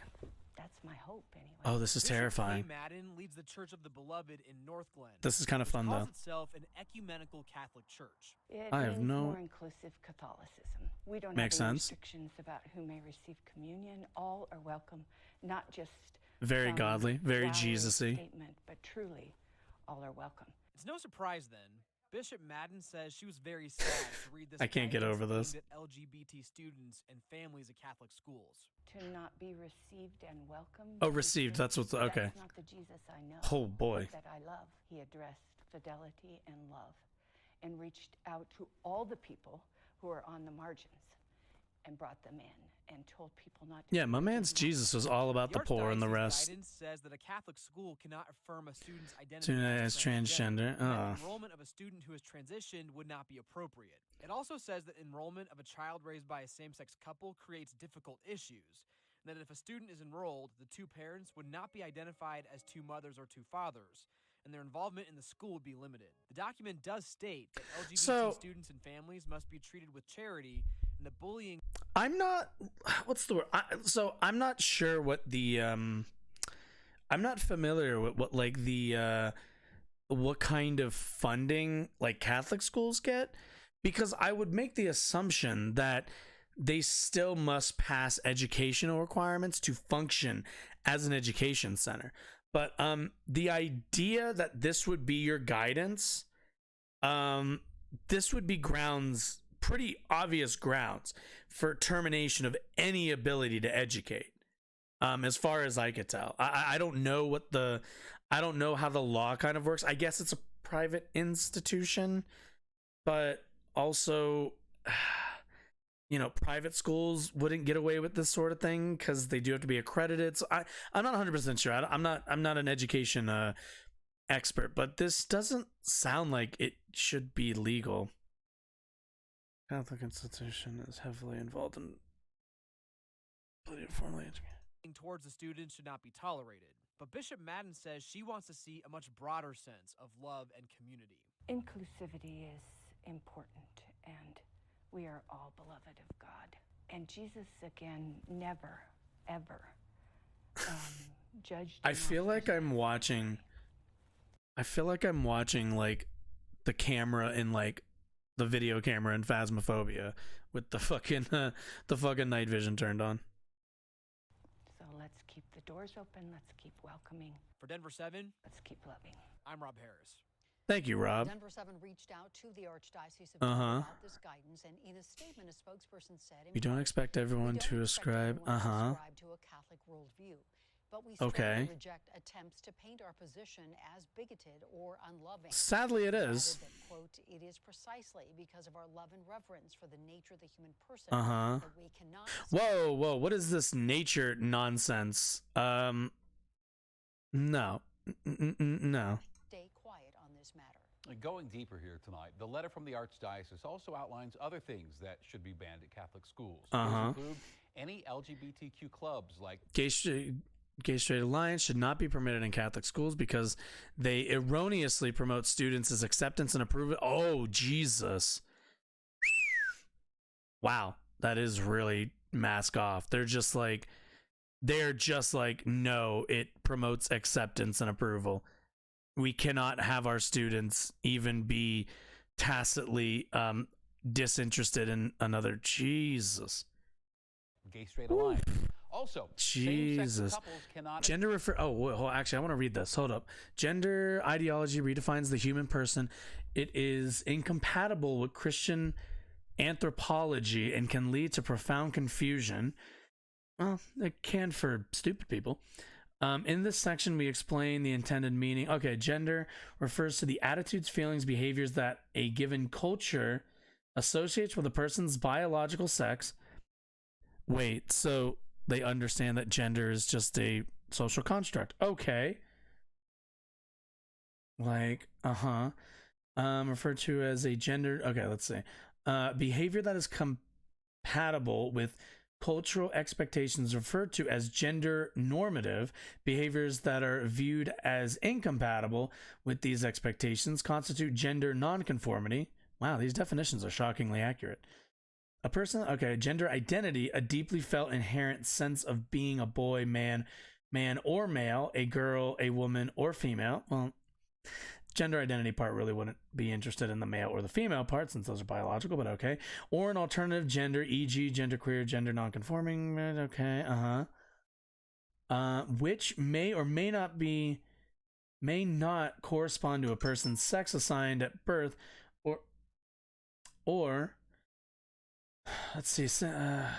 birth or at a person's primary or secondary sex characteristics. As gender identity is internal, person's gender identity is not. Okay. Guidance. Sex refers to a person's biological status and typically categorizes as male, female, or intersex. What is going on? How do you... Okay. Gender dysphoria. Okay. So weirdly, their definitions are actually rather correct. I'm like... That's okay. That's weird. I honestly would have expected their definitions to be completely bunk, but those definitions, as I read them, were about as accurate as you can get. I mean, very wordy and stuff. But where are they getting this from? Guidelines. American Psychological Association. Okay, well. Attend events like dances together. If the students of the same sex who are just friends asked to attend a dance as non-romantic couple, they should be instructed to purchase individual tickets. Jeez. Yeah, hit them in the economic. Hit them with the economics. Same-sex students want to go to an event as friends. Well, faculty members are instructed make the students buy individual tickets. If staff members decide to transition or begin a same-sex relationship, in this situation, the Archdiocese said schools should consider firing them based. Sheesh! Are you gay? Get the fuck out! Wow, that can't be legal. None of this can be legal. On grounds that they are not upholding Catholic moral teachings. And let's give you a different perspective now. There is Again, this is what Matt Walsh wants. This is all he wants. one church in Denver that is working to create a more welcoming space for LGBTQ members and their families. Last year, we highlighted the work being done at Denver Community Church. Okay, yes, there are good churches. Let's all be clear. Let's be really clear. I want to say this also as somebody who attended Catholic school as a young lad, as a young Josh. There is nothing really necessarily wrong with religion, with religious institutions. Catholic school is fine, it's fine. But unfortunately, this is the result of having a prevalence of fundamentalist religious beliefs in your society. These people are not the norm. Millions of Christians and Christ-aligned folks in this country do not agree with any of this very obvious bigotry. But this is where my critique comes in. Unfortunately, I find that Christians in this country are just a little too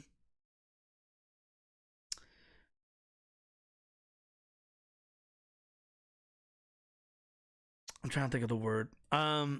Just a little too accommodating to fundamentalist belief, which is, in my opinion, the core problem.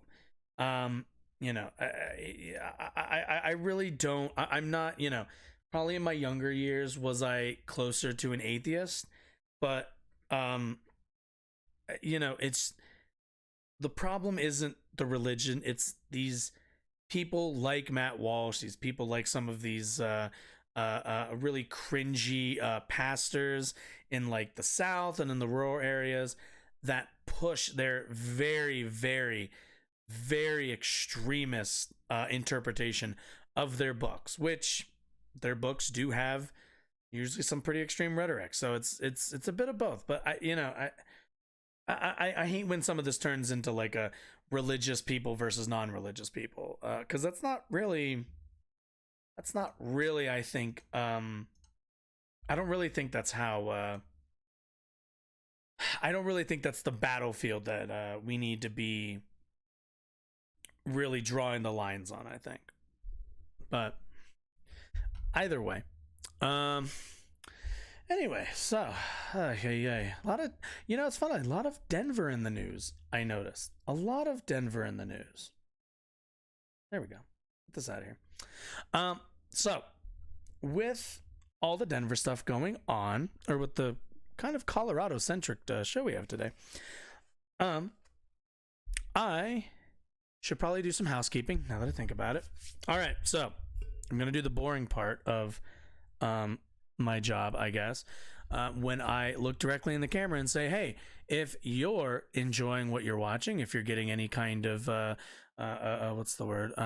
entertainment from any of this, if you're learning anything, or if you just find me yelling at people like Matt Walsh and other conservatives to be cathartic, I would be deeply appreciated with a follow from you. As of right now, my goal is to reach 100 followers here on Twitch. After that, we'll kind of go from there and see where we can kind of end up. Oh goodness. But yeah, I would be incredibly appreciative of any support that you could throw my way so that I can do this full time and not have to be going to a regular job where I have to bust my ass and my knee hurts after all the shifts, the 3 or 4 days out of the week. So you should do that. Just saying. But anyway, because I don't really, I find that I'm really not good at at that part of this job. It always just feels very, not just unnatural, but just, it's just like, I never really feel good about, begging for views, begging for follows or anything like that. But that is how, unfortunately, this game works. So, if you can spare a follow, I'd appreciate it. But anybody just watching, I appreciate you no matter what. So, but okay, I think take maybe a 30-second break, drink some water, and then we'll come back. And apparently, Ben Shapiro had a viewer on his call into his show, which I did not realize he hosted a call-in show to discuss gay marriage. So I kind of want to look into that, since Ben is a religious fundamentalist as well.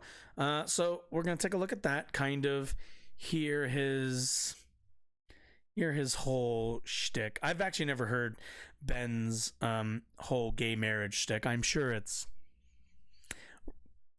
like everybody else's, where he's gonna do the I don't really mind gay people, it's just the law and marriage and biological blah, blah, blah, blah, blah, blah, blah.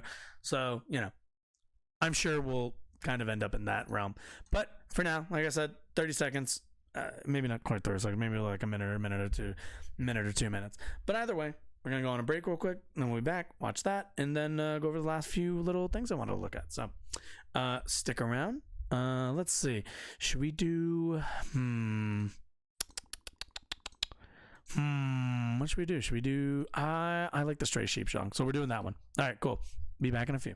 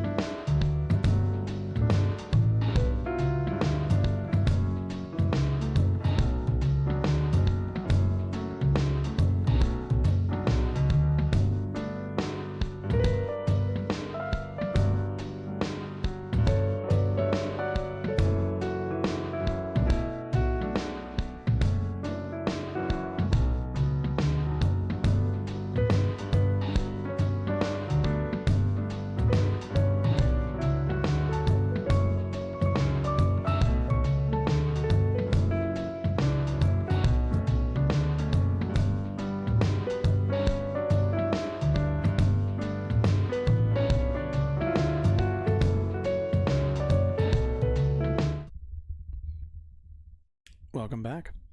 All right, so let's I always like fidgeting with this thing, I'm not gonna lie. It is fun to kind of fidget with. All right, so Ben Shapiro hosted some viewer on his show to talk about gay marriage, so let's see how that went.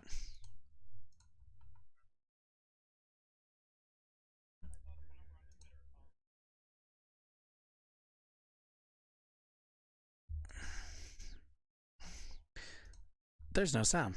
Ah, I see that now. Okay, there we go. Aaron in Massachusetts, you're on the Ben Shapiro Show. Go for it, Aaron. Hi, Ben. I saw the phone number on Twitter.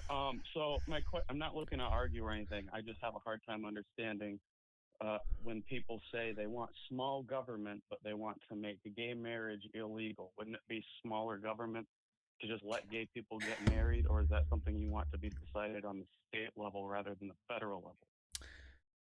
So, I can already see why this is the person that they chose to make their argument. This is actually really easy.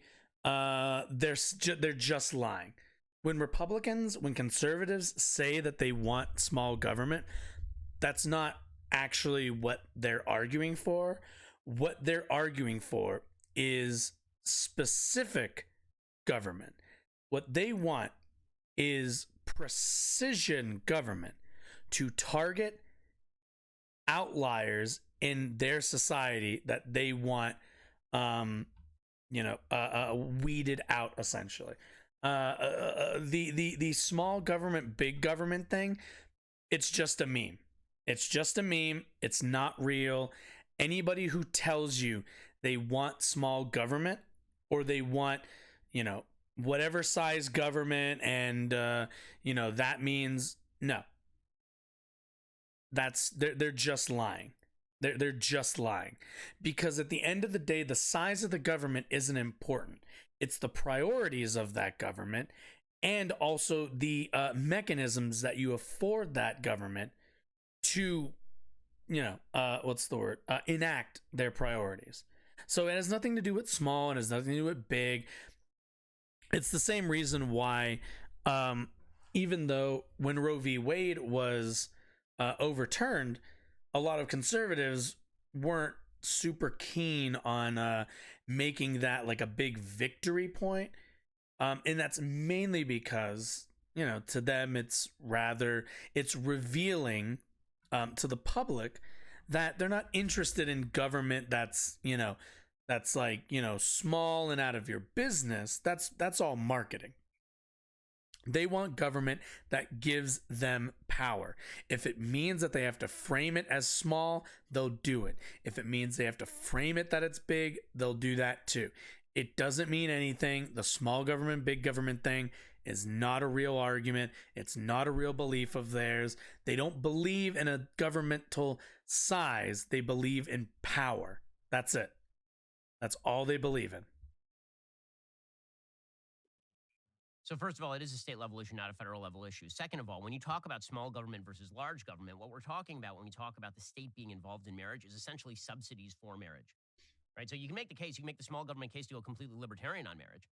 I've heard that case, and I don't necessarily totally disagree with that, right? In some ways, I would prefer, in most ways, if the argument is going to be either the state subsidizes all marriages, gay and straight, or the state subsidizes no marriages, gay or straight, I would prefer the latter, because I don't think the government should be, if the government's not going to set a moral standard, I don't think the government should set a moral standard. Right. So notice, he would rather a system where either he has power or no one has power, because he knows that his political ideology is the favored one when it comes to the institutions that we already have built. And we can just go completely libertarian. If you're talking about which social relationships ought to be subsidized by government, my answer is the social relationships that ought to be subsidized by governments are the ones that produce children, and that would be man, women, baby. And so that is the answer to the. Which also, there's a lot of people who aren't married who equal man, woman, baby. There's quite a few people, actually. You don't need marriage for childbirth. You don't need marriage is completely optional in terms of childbirth. The question, as far as big government versus small government, first of all, I think that dichotomy is sometimes too rough, because I want big government when it comes to hardcore policing in crime-ridden areas. Is that big government? It's not libertarian. Right? I want the government to be able to make sure that crimes don't rise in my area. That's not a small government policy. So I think that the question is correct use of government versus non-correct use of government. But if you're going to make a small, big government dichotomy, the question really should be whether the government should be involved in marriage at all. Now, when I say that gay marriage, I don't think the government should subsidize that, or the government should, quote unquote, not legalize it. What I don't mean is that you're criminalized if you go to your local church and get a piece of paper. If you're two dudes and you go to your local Unitarian church and you get a piece of paper and you put it on your wall, is that a criminal activity? No. Should it be a criminal activity? No. But that's not the same thing as the state issuing you a license that says that you are a married couple using the same word that has been historically applied to a man and a woman. Yeah, you shouldn't be equal to the straights. That's all this is. Again, this is, I said this in the last one with Matt Walsh. This is just a, we don't want you to be equal to us. Now, Ben's going to use like a historical argument, which who cares? Like here's the fun part. It's not 1890. We're done. That's it. That's the entire argument I need to make. Guess what? Times have changed. Deal with it. I don't know what to tell you. Like there's not really the thing he's talking about, which, he mentioned earlier, that it should be based on what produces like a family, right? But like the whole point of having a family is to produce more people to add to your community, to your society, whatever. You don't need from a biological standpoint, you'll have the man, woman, sperm, egg situation, but you can have sperm, you can have eggs without the man or the woman. They simply, you don't need the rest of that. You can just have, we have adoption. It doesn't mean adoption isn't a legal or sensible way for people to get married around, is the adoption of a child. So because the goal of society is to incentivize man, woman, children. And why would that be the goal of society? So again, obviously his goal for society is very different, but I'd also argue his goal for society is doesn't really do anything. The goal of society is to produce more children. Why? Why would a society want to produce more children? What's the when it comes down to it, why do you need marriage for that? Now you could say marriage is a aspect of childbirth. It's not, but you could say that it is, and that married couples produce better workers, quite frankly. But again, that's not even exclusive to, that's not exclusive to men and women. As long as you have, studies have shown that as long as you have two parents, regardless of their genders, that the outcomes are better for children when there's two parents. Lord knows what would happen if they had three. Yeah, I could see you not subsidizing any marriage. That would seem probably fair. I think that the marriage. Do you honestly think? Does anybody honestly think that if we went the route of the government is not going to subsidize any marriages, do you think that Ben wouldn't then make the argument the exception should be, like after the point in which the government stopped doing all subsidies, do you think Ben would argue it's in a society's best interest to promote heterosexual couples and heterosexual marriage? Do you not think he would then just turn around and make the argument, make the biological argument? He just would. That's all that would happen. Ben wants a flattening of it to take everyone's rights, then line up for rights to be exclusively given to him.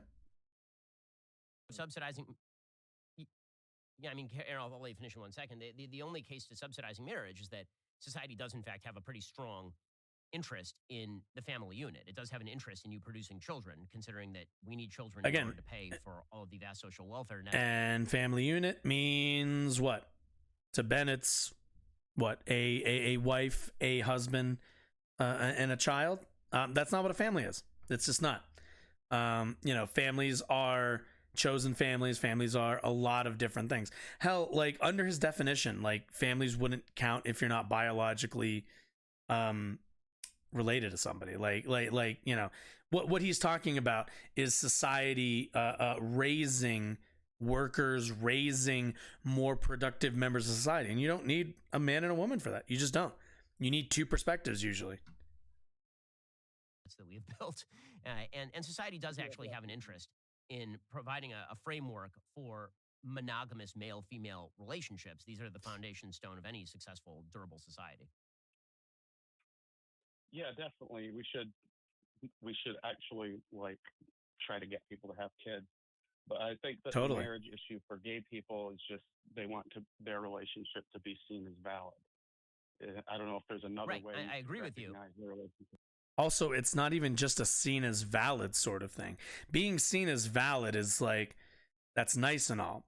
What gay people want is to be equal, is to be valid under the law. It's not seen as valid. I don't care if, like, you know, gay people are getting married and Ben Shapiro personally doesn't see them as equal. I care if the government does, because the government is not supposed to be discriminating against certain groups. Like, that's, the government works for all of us. If you're paying taxes, you have at least a right to be treated equally under the law, under certain circumstances, obviously. If you're like a racist, white supremacist breaking the law, you've disqualified yourself.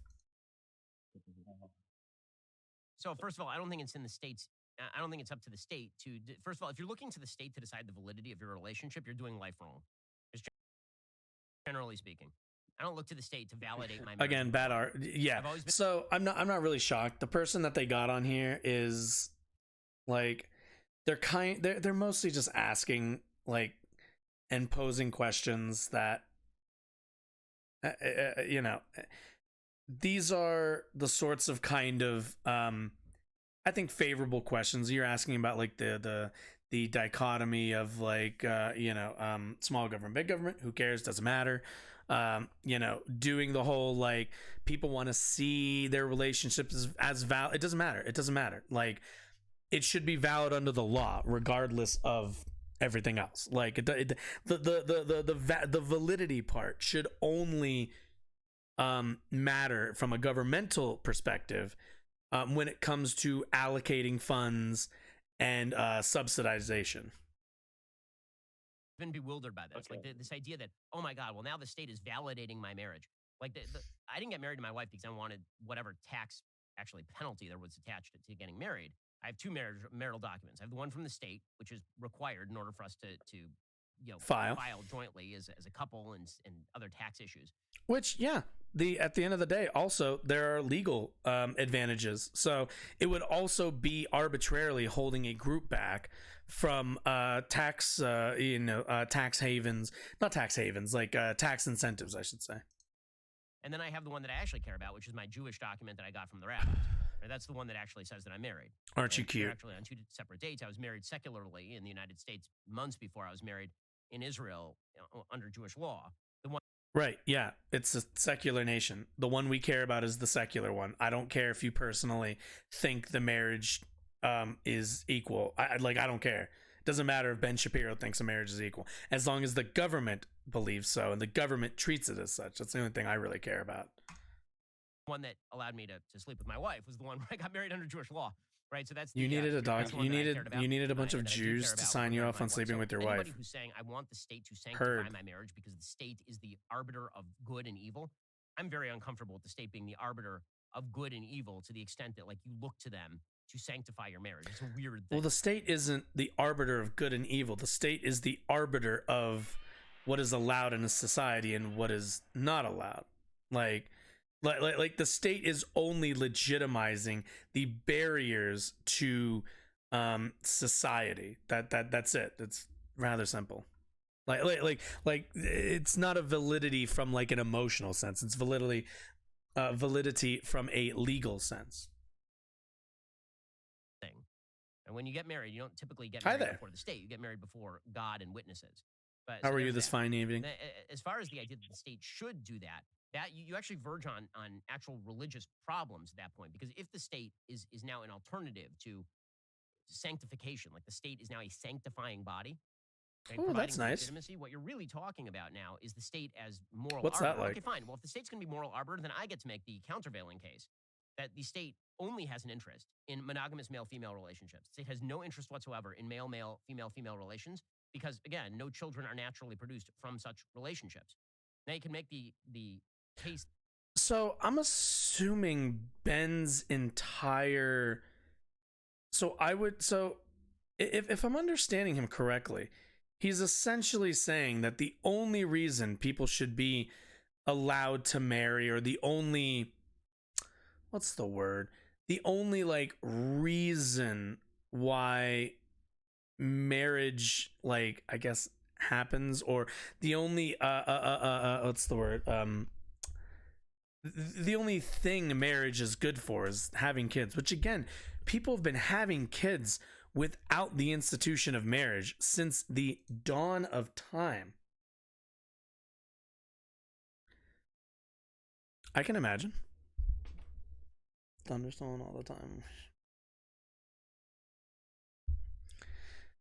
Yeah, activism in 2022, I feel like it's like a hamster wheel. You end up just kind of going around and around on the same arguments and the same kind of having the same conversations over and over again, because it's just everyone's inundated with like the same talking points, the same what's the word I'm looking for, kind of like the it's like especially as I'm not sure if you haven't noticed, I'm a leftist, but as a leftist, the right wing has become very good at kind of sending, as if you're like a right wing viewer of like right wing media, if you're a viewer of right wing media, I should say, like you go on Twitter, you get your Ben Shapiro take, you get your Fox News take, you get your this take, that take, the next one. They're very good at like kind of keeping that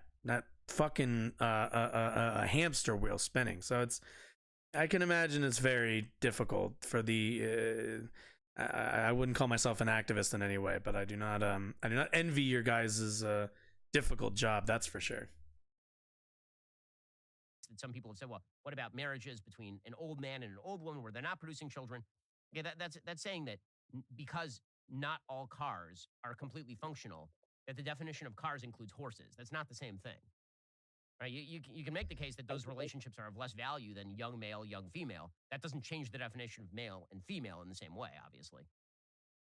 Yeah, I think there's other benefits, like being able to make medical decisions and leaving the estate when you die. Is that something that you think you would let gay people do? Sure, why not? Why not? So first of all, I think you could always do that. You can sign a contract that allows you to do that. I can sign a contract with my business partner that allows him to visit me in the hospital, and then I just convey it to the hospital. Yeah, civil unions for 20 years in this country, civil unions were the way that things. Jeez, Ben, this was the argument. Are you not? The argument started off. Are you not merciful? Don't prosecute. See, this is the thing. Like, whoever the person who's calling in, they're doing their best. I don't mean to like get all up at them, but it's just, at the end of the day, like, we're talking about these secular, like, governmental a bias towards certain groups. Like, at the end of the day, this like Ben keeps bringing like religion and all the rest of it. Doesn't matter. It doesn't matter. Like, none of it matters. None of the religious shit matters. I don't care. Like, people have a right to participate in the same government that you do. They get a right to vote. They get a right to have a driver's license. All the rest of these things, like this isn't a what society should or should not do. Personally, I don't feel like government should be interested in the in the reproductive interests of individuals. It's just not something I really think they should be concerned about. I don't really think that's government's role. I think government's role at most is to create a environment, a society that is preferable, or maybe not preferable is the word, that is accommodating towards new people being added to society. But I'm not one of these people who thinks that it's like, the government should be concerned with how many kids people are having. It's just not something we also don't really have a problem. We don't have that problem right now. So, I think the government doesn't really need to be bothered with this. If people want to be in a married union, they should be allowed to. Let them have all the tax laws, have all the rest of that stuff. Us for things that we do in the privacy of our bedroom. And everybody in the United States is like, okay, fine. Because the truth is that long before Bowers versus Hardwick in 1989, long before Lawrence versus the gay Lawrence versus Texas. There you go. The gay Texas. That, you got it, Ben. Laws had basically been unenforceable in the United States for like a very long time. They were on the books, but they really were not enforced. Which is a problem. Like, you can say, like, oh, well, they really weren't enforced very strong. It doesn't matter. Like, the fact that they were there is the problem. Because at any point, somebody can come along and begin to enforce those laws in more radical ways. Like, that's like it's the same as there's a state recently in the last midterm elections that abolished slavery. Like, in 2022. Now you can say, hey, that hasn't been used. Nobody's been enslaved unless you've been to prison. Nobody's been enslaved in that sort of way. This was just, we should get it off our books. Like, no, the fact that it was in your books is the problem. That is an inherent problem with the system, because it's enshrining a process of owning somebody. That's not good. Like, there's the fact that it's there is in and of itself bad. How do you even enforce that, really? So those I don't know. You have the cops show up, and most Americans were not in favor of enforcing such laws. Okay, then it was, we want civil unions so that we can visit our gay partners in the hospital, and everybody was kind of like, okay, fine, sure. Fine. Are you not merciful? Well, now we want marriage. We want it to be called exactly the same thing. And people went, wait, hold up a second. And then the Supreme Court overruled the people and said, okay, well, we're just going to do it anyway. And then it went to, and if you in your own life, in your business, do not sanctify our marriage, you are now a bigot. And that slide went really, really quickly. So I'm perfectly willing to say that anybody should be able to have anybody visit them in the hospital. I don't care.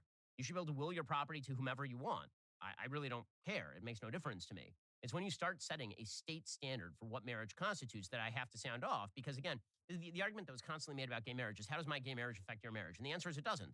What does affect my marriage, and what affects every marriage, is the state's definition of marriage. Right? The state does a lot of things, and the state's activities affect everyone. I mean, we're all members of the society.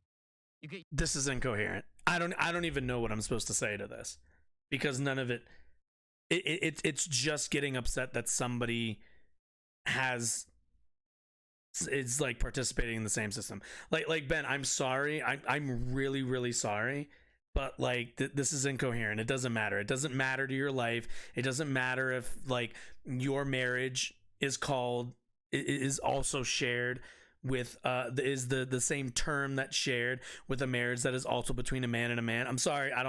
It doesn't matter. It's a definition. Definitions are used so that we all have a shared understanding of what like the word means. Like I don't I don't know what I don't know what he's arguing. I genuinely don't know what he's arguing. Like, I might be too stupid or something, but like, I'm not even sure what he's trying to argue for, because this just sounds like crybaby noises to me right now. Like, what? Oh, you're upset because what? You have to share rights as a married person? Sorry. Like, you can make that argument out literally anything on a completely different score, not morally equivalent in any way. You could easily say back in 1840, if you were Tim, I would say, how does my owning a slave bother you up? Tim, it really seems like it's just for whatever reason, it really just seems like it's just something that gets under their skin. Like it really can't be more than that, right? Like, there's not like some wave of gay married couples, flooding the streets. Like, what's the big deal? Like, what, like Ben is concerned because he has a religious definition, not realizing that he's arguing against the secular definition, which is what like the state is based on. Is in America, at least. If he wants to go to Israel, he can live by the theocratic, religious doctrine and the religious understanding of marriage. But again, that's a theocracy. This is a democracy. This is a liberal democracy, and we're a secular nation. So I don't know what to tell you, man. Like, play in the field that you're in. Like, go to a theocracy, and then you can go and make those arguments. Like, I care about your religious definition of marriage. Up in Massachusetts. And the answer is, well, when society sets rules about slavery, that says something about the entire society. Now, again, I'm not making any sort of equivalence between gay marriage and slavery. Not even remotely the same thing. Hope the point not. that I'm making is that societal rules are very different from the question of how does someone's individual activity affect me on a personal level. Yeah. So if you want it to be, let's say, gay marriage illegal, does that not sound like Congress making laws with respect to establishment of religion? I'm not saying that it should be illegal. You should be able to do whatever you want in your state. I'm saying that the government does not have to give you a subsidy for purposes of a thing that has no societal. We're doing the state. Ben, drop the state thing. We already know that Republicans want to pass a federal law. Please stop lying. They're polygamous relationships. Is it up to the government to now sanctify those?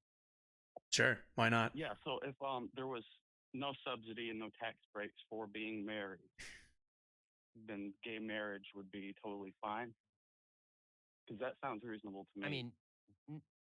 If there are no subsidies and no tax, you're asking two separate questions. One is on a societal level, should people be able to go down to their local Unitarian church and get a document? You should be able to do whatever you want. I don't care. When it comes to the question, I also don't need to go to a church to get married. Like, that's not, marriage is not a exclusively what's the word? It's not exclusive to a Christian or even Jewish church. Like, it's not a thing. Marriage is rather what's the word? Universal in terms of its history. Like, unions between two people, notice I said two people, have always been around. That's not like a new phenomenon. It's just the word marriage and the defining of it, of the more, like, I guess probably they would say Judeo-Christian reading of it is what's new, I suppose. Question of should government subsidize in any way male-male relationships Absolutely. on the same level of male-female relationships? Why not? Is no, because society does not have the same interest in those two things. This is why marriage has been historically reserved and defined, not even reserved. Again, this is why I said, like, I don't think government should really give a shit about that sort of thing. Doesn't matter. The only thing they should care about is creating happiness. That should be the only thing government should really be concerned about in terms of their societal makeup. You create a happy society, you don't have to worry about any of the rest of the shit. Defined as man-woman, because the entire basis was a man and a woman might produce a child. You need legal restrictions around that. You could just get a surrogate. Protect the woman mostly. You could just get a surrogate. Call it, Aaron. Alrighty, guys, the rest of the show is continuing right now. You're not going to want to. Nope. Stop it. You're not doing an ad on my show. Yeah, marriage and childbirth, two completely different processes, two completely different things. Not really that they're not really connected the same way I think Ben thinks they are. Again, marriage is just a legal union, especially in terms of our secular nation. It's just a legal term and how people gain kind of like co-op rights. That's really all it is. Like, when you get married, you just enter co-op mode for the rest of your life, which doesn't really change very much. It's it's mostly all just like back end stuff. So I don't know what his whole thing is. Let's see.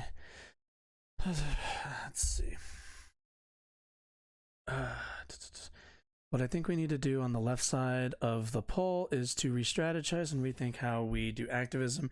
We need to focus on how we should brand and present ourselves in the media. Also, work on tying economic analysis to our social justice, which is lacking. Fully agree. Also, that was a lot of words, and sometimes I feel really stupid, but I get what you're saying. Yeah, I would have to fully agree with that. The thing is, here's the thing. Here's the thing that I think leftists tend to fall victim to, and some of it is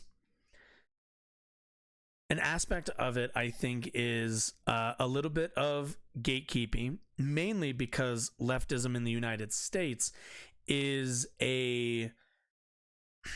and when I say leftism, I don't mean I don't really mean normie Democrats. I really do mean people who probably watch this show, probably watch other online left shows. There is a tendency to kind of purity test, I think, a little bit too much, and kind of focus on a lot of like social justice topics without a full, like, I think, answer to people who might be worried about the economic what's the word, blowback from some things. I think explaining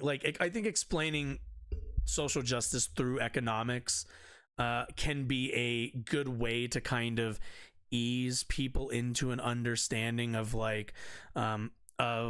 kind of understanding structures.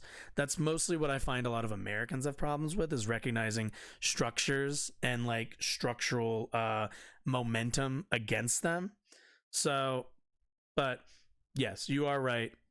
You could probably say it better than me if you're a avid activist. I'm just an idiot with a show who likes talking about politics. So, all right, on to the last one. All right, so the GOP has a bit of a problem in that electorally they didn't really capitalize on the unpopularity of Joe Biden that they really could have. Well, by no means do I think that Joe Biden is like historically, or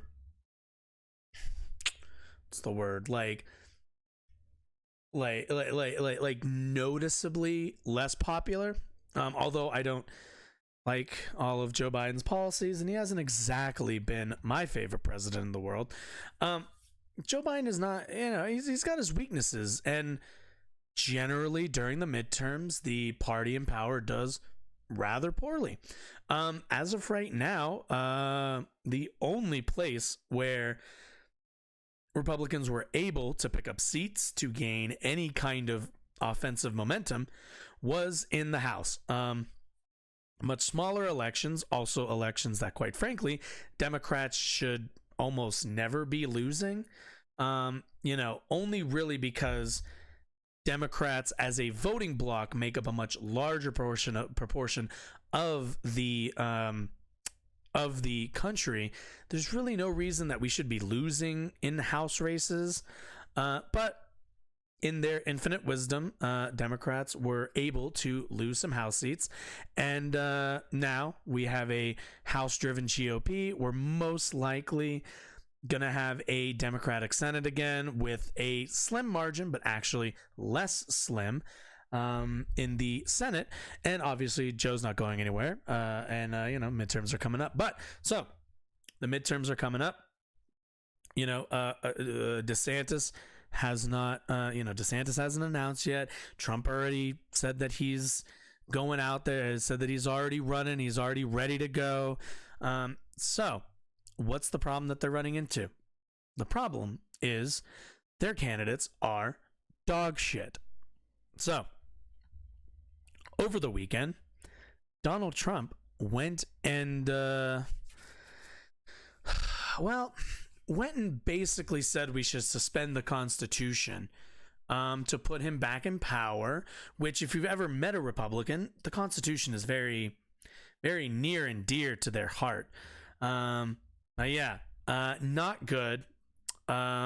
So over the weekend, a lot of Republicans had shown up on kind of the daily, or the weekend shows, I should say, and kind of had to try to explain why the person at the top of their party and the front runner for the front running candidate for their party's presidential nomination is suggesting we get rid of the Constitution to put him in power like some sort of dictatorial or dictator or something. So let's read a little bit of this. Top Senate Republicans are distancing themselves from Donald Trump in growing numbers after the former president's call to suspend the Constitution, though there's no sign it will lead them to actively oppose his 2024 presidential campaign. So keep that in mind. As much as they do have an electoral problem, because, again, Trump is dog shit electorally, they're not really doing very much, although, they're kind of trying to...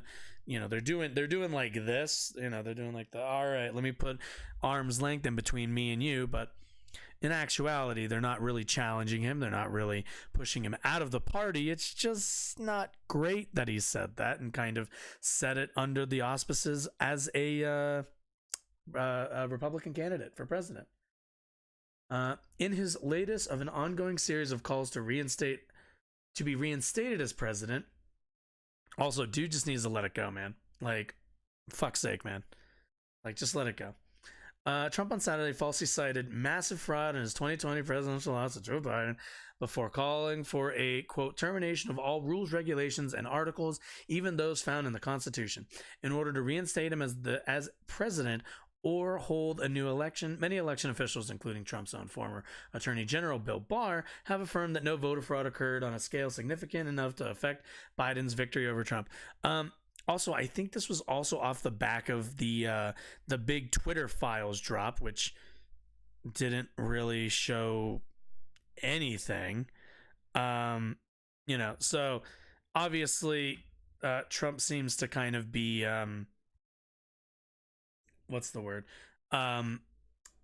Just kind of grasping at anything, even though, quite frankly, I can't help but be like, dude, if you just like let it go, you would do a lot better than you would expect. Like, fuck's sake, just let it go. You lost, take the L, hold the L, just move on already. Like, nobody's interested in hearing this anymore. While few Republicans spoke out publicly before returning to Washington on Monday, Senate Minority Whip John Thune, yes, said, quote, "Of course I disagree with that." When asked about Trump's comments, the number 2 Senate Republican would not say whether he'd support Trump if the former president wins the GOP nomination. Said he's just not going to go there at this point. That's a long way off. It's not. It's the midterms are going to be starting next year. It's really not. And think about this. I want you to really think about this. In a world where where your presidential nominee says you should suspend your founding document under the auspices of putting him in power, and you can't come out and be like, okay, that's pretty disqualifying. I don't think I can. The fact that you're like, I don't know, maybe not, like, kind of shows that you're a supporter at the end of the day. If you're not willing to condemn this sort of stuff, then there's really, there's nothing. There's really nothing. It's the usual could shoot somebody on Fifth Avenue stuff. But Thune did predict Trump's remarks would fuel the ambitions of Republicans who'd want to take on the former president in the 2024 primary. It's just one of those intuitively obvious things, whether a candidate for office has sort of a bedrock principle. Are you going to support the Constitution? Thune said. For him, it's not all that unusual, but it will be the gist and plenty of fodder for those that are looking to get into the race. So, as much as probably there are like some other Republican candidates that are going to try to use this moment of, I guess, wavering support for the Constitution against Trump, like, at the end of the day, his supporters are perfectly willing to suspending the Constitution if it means that they will gain power later. Like, that's unfortunately, like, I have no doubt in my mind that if you ask a Trump supporter, they'd be like, well, look, suspend doesn't mean get rid of. It just means suspend. It just means we got to pause for a minute, get control, then reinstate it when we're on top. Like, it's just power. It's just a power grab. His suspend the Constitution post on his Truth Social platform marked the second time in 2 weeks that Trump has prompted criticism from within the GOP after he I'm sorry, guys. It's like 10:15 here. Sorry. As criticism from within the GOP after he dined with anti-Semitic rapper Ye, better known as Kanye West, and white nationalist Nick Fuentes last month. That sit-down led Senate Minority Leader Mitch McConnell to predict that anyone holding meetings with people who use their profiles to disseminate bigotry, quote, are highly unlikely to ever be elected President of the United States, which is not a denouncement, if you notice. He just said it's not likely, there's nothing wrong with it, it's just bad electorally. Like, note the language that they use here when they're condemning Trump. None of it's condemnations. All of it is just, hey, this is like not good for like our electoral goals, but you know, if you got to do it, you got to do it. The host of the Republicans on and off the Hill also I'm at a loss for words. We need to move on. Let's see. John Cornyn. Increasingly less likely. Said the constitutional suspension post from the former president. Cornyn added that the prospect of Trump winning the nomination is increasingly less likely given statements like that. You know what I'm curious about, actually? You know what I want to look at? I'm super... Yep.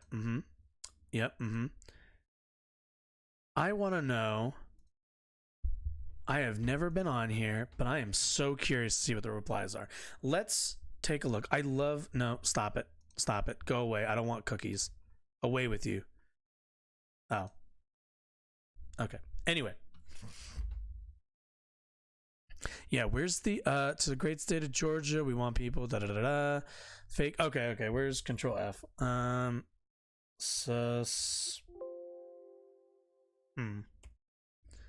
Well, let's do this. We'll do sus because he's sus.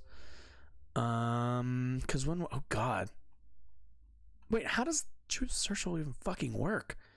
I'm so confused. Whatever, just go away, please. No, just go away, please. Is this it? Simply put, if an election is refuted, it should go rightful winner, minimum be redone. There should be no the fake news said I wanted to terminate the Constitution. Oh, where is it? It's town hall. No, don't care. Oh, good God. He really doesn't tweet that much, does he? What is this truce? And oh my God.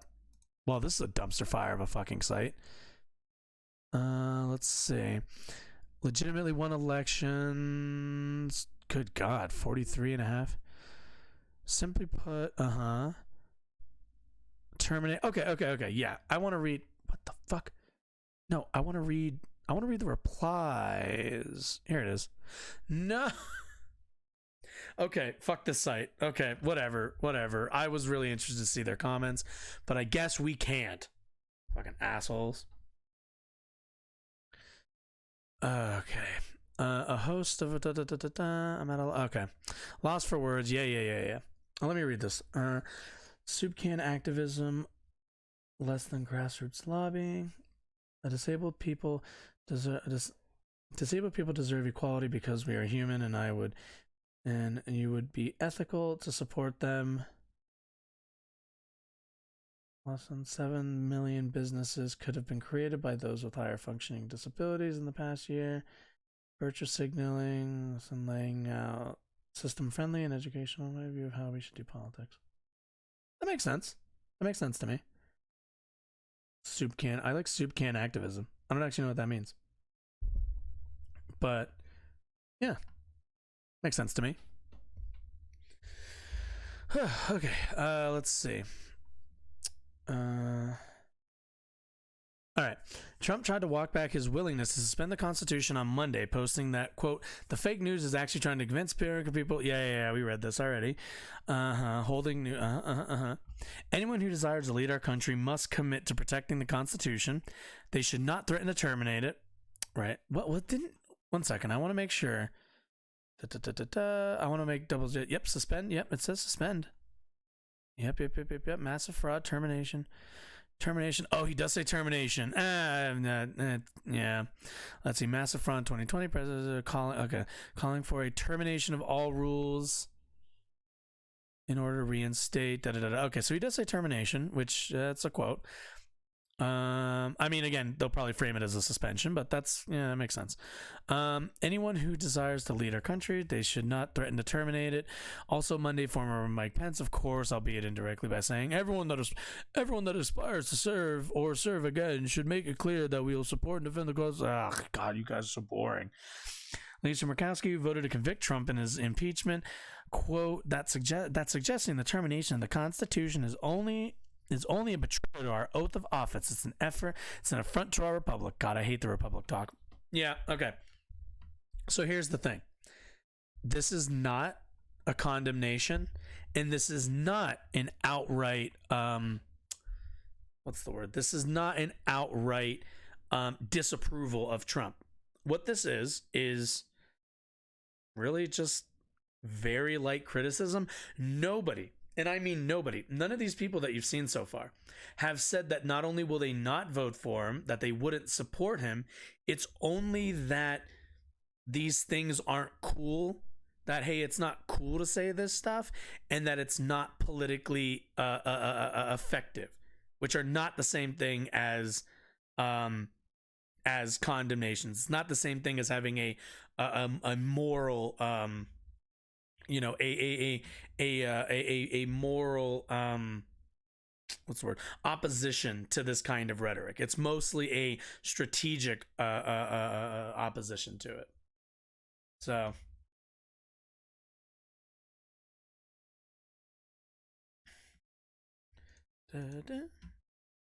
ooh, we have a link.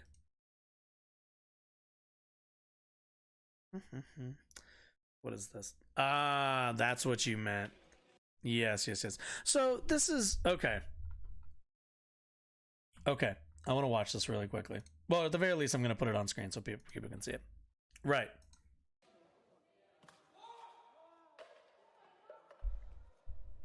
This is really small. Why is this? Is this how TikTok is on desktop? Is there like a full? There isn't. No full screen option. So, oh, there's an app. Okay, no, I'm not gonna.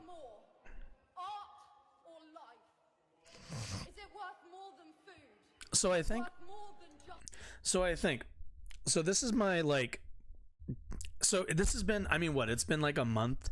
It's been about like a month, or I want to. It's been about a month since this whole incident happened, and I do think. While I do think that there's a certain response to this that is fair and valid in terms of like, hey, is this really helpful? Is this really doing anything? There is a certain argument that this is attention grabbing, and if nothing else, it's stirring argument and stirring what's the word? And stirring discourse at the very least. I'm not super sold that this is the best way to go about this. They've done a few other demonstrations like this, I've heard, and sometimes, and like I don't want to make like a broad statement here, but sometimes controversy is good, I think, in activism, to kind of shake people who don't pay attention to this stuff, like that, like me, you, or I might pay attention to this stuff. Sometimes you need to shake people into paying attention, and sometimes that's shocking them with stuff like this. I remember when this happened, I was like, at first my reaction was like, ooh, I don't know if this is helpful. You just kind of I think offend people a little bit, and you upset them.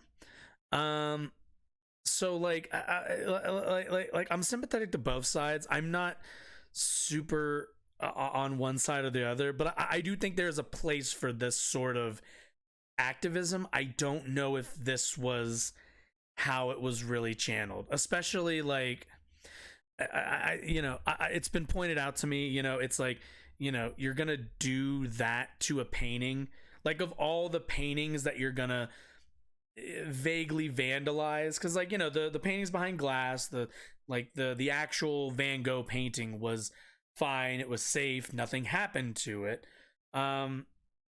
So it's you know, no damage materially was done. But it is like, you're gonna do that to Van Gogh, somebody who suffered from severe mental health problems and somebody who really struggled with that sort of stuff.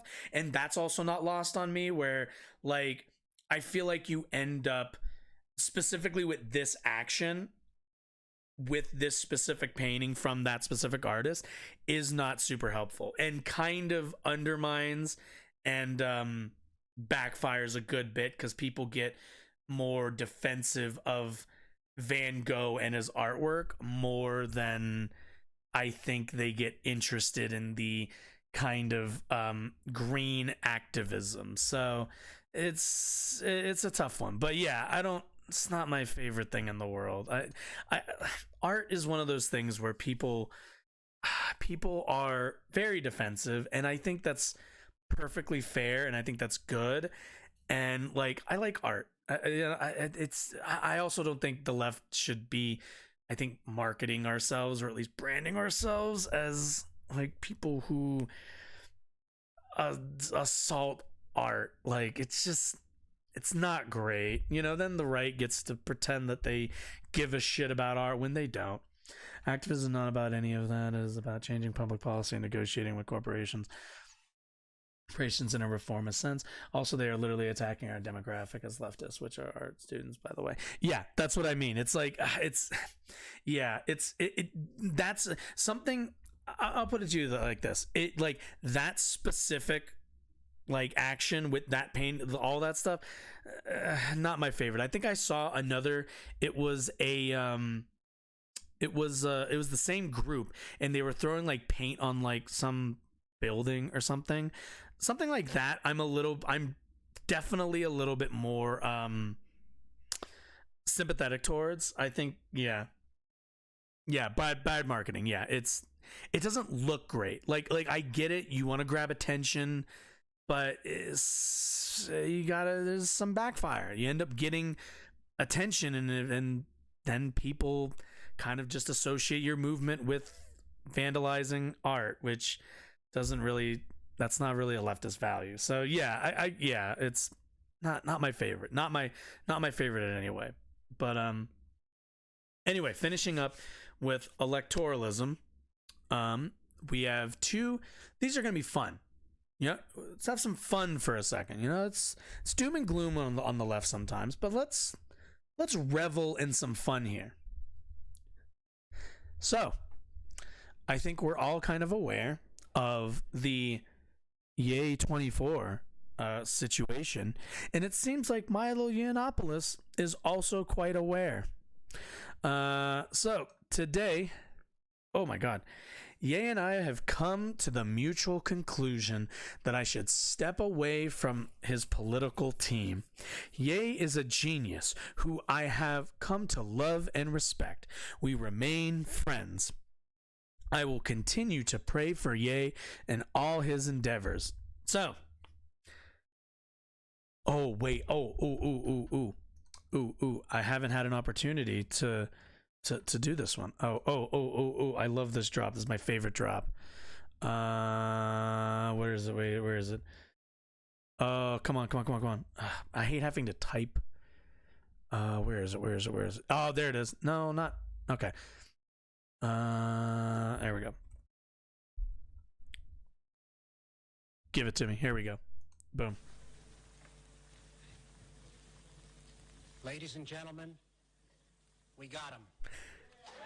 Get the fuck out of here. Blown the fuck out. All right. Milo, gone. Yeeted. Out of this earth.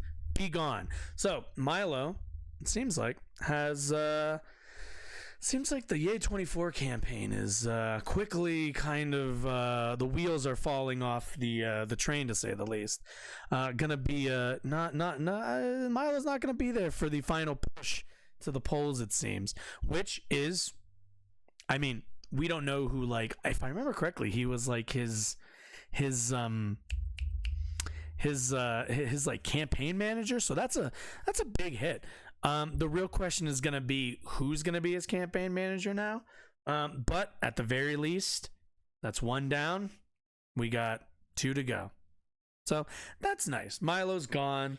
At the very least, we don't have to see Milo every single time Kanye shows up to a right-wing podcast. And it also seems like a certain Nicholas, but not the one that we like in the month of December, seems to be, it seems like he's not super thrilled about the media coverage that he's been getting. What is happening? Oh, heard my cat outside. Oh, not this again. What? Why is this always happening? Oh, I know why, because I have a dark mode on. That's why. Okay. Viewpoint of mine, more of this type of activism actually turns me off. I see it as something I don't want to attach myself to as a disability activist. That makes sense. Especially when you're dealing with like disability activism too. Like doing actions like that can be, I mean, how do you even like frame something that's similar to that with the kind of frame you're taking? But a lot. Yeah, I want to hear our little angry boy here. What is this? This is like their office, right? Is this like their campaign office or something? But was said, and a lot was said. And the big headline is, of course, the most provocative stuff, and I kind of. I'm gonna be mean here. Nick kind of has a weird head. Anybody else think that? I just look at him. He has a really slanted weird head. I don't like this about the interview. I thought the interview was like a movie. It was a great interview. The whole 3 hours are totally compelling. That's great content. It is amazing content. Only focusing on the part where he said he loved Hitler. Well, yeah. What's that all about? He said other things too. I mean, I'm sure he said he had a nice day, but I don't get it, guys. He said he had a nice day. Why are you guys focusing on the part where he says he loves Hitler? All the media wants to focus on is how he kept bringing up the Jewish media and how he said that he's a Nazi and loves Hitler. They didn't even talk about the fact that he's actually speaking about the other problems going on in the country. Yes, the actual problems. Yes. Like water, food, education, Bruh, all things. So yeah. I don't want to make it come across like that was the only thing that happened, but of course that's just what the media is focusing on. A lot was said. Yeah.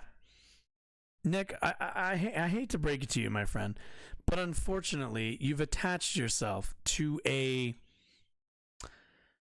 how do we say, a toxic balloon.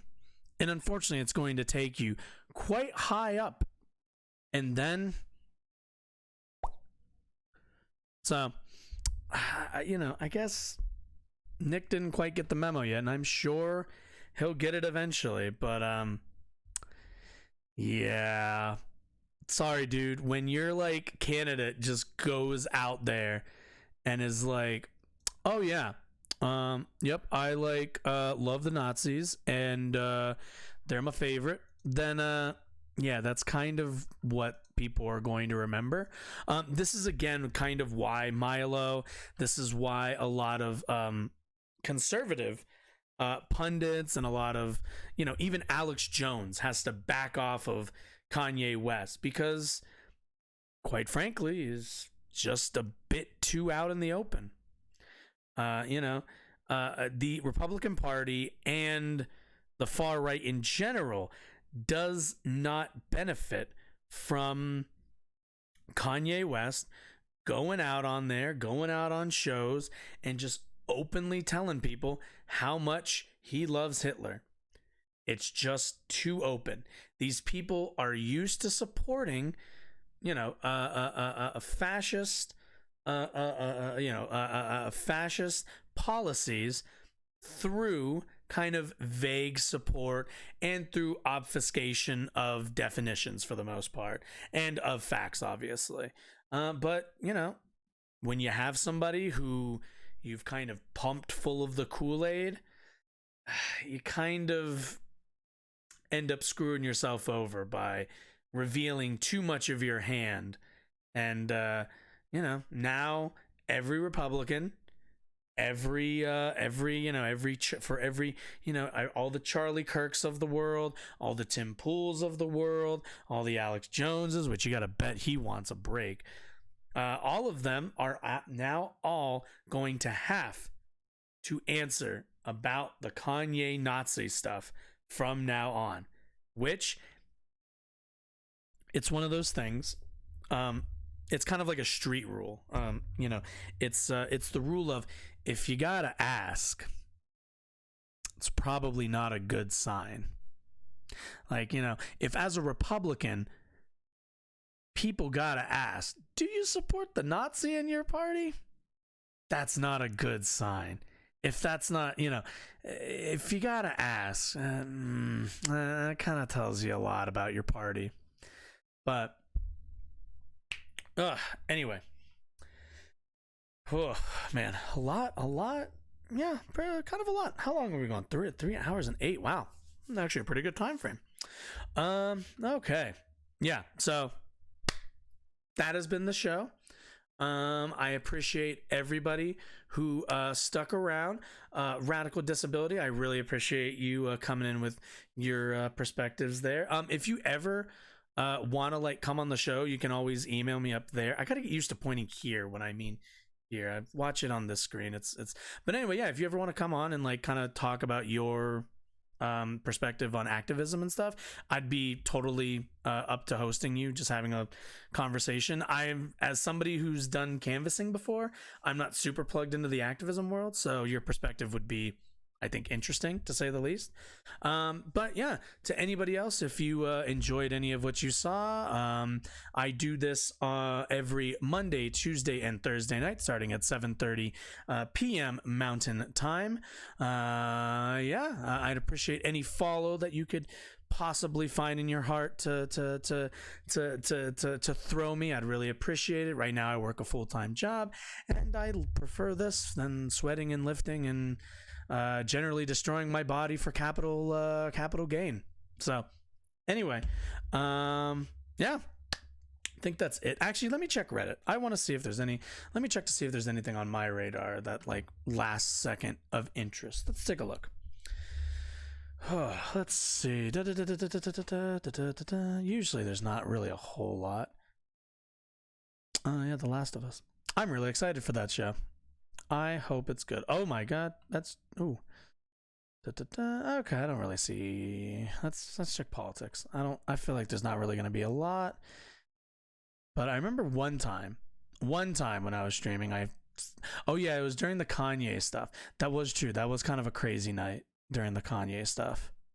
Randomly checked before I got off, and he posted his swastika Star of David nonsense.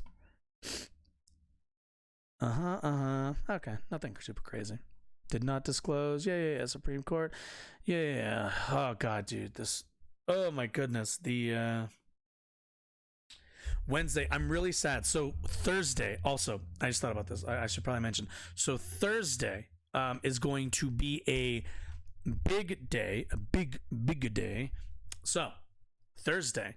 On Wednesday, they're going to be hosting.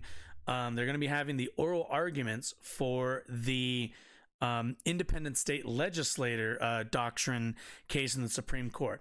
I'm thinking, unless there is something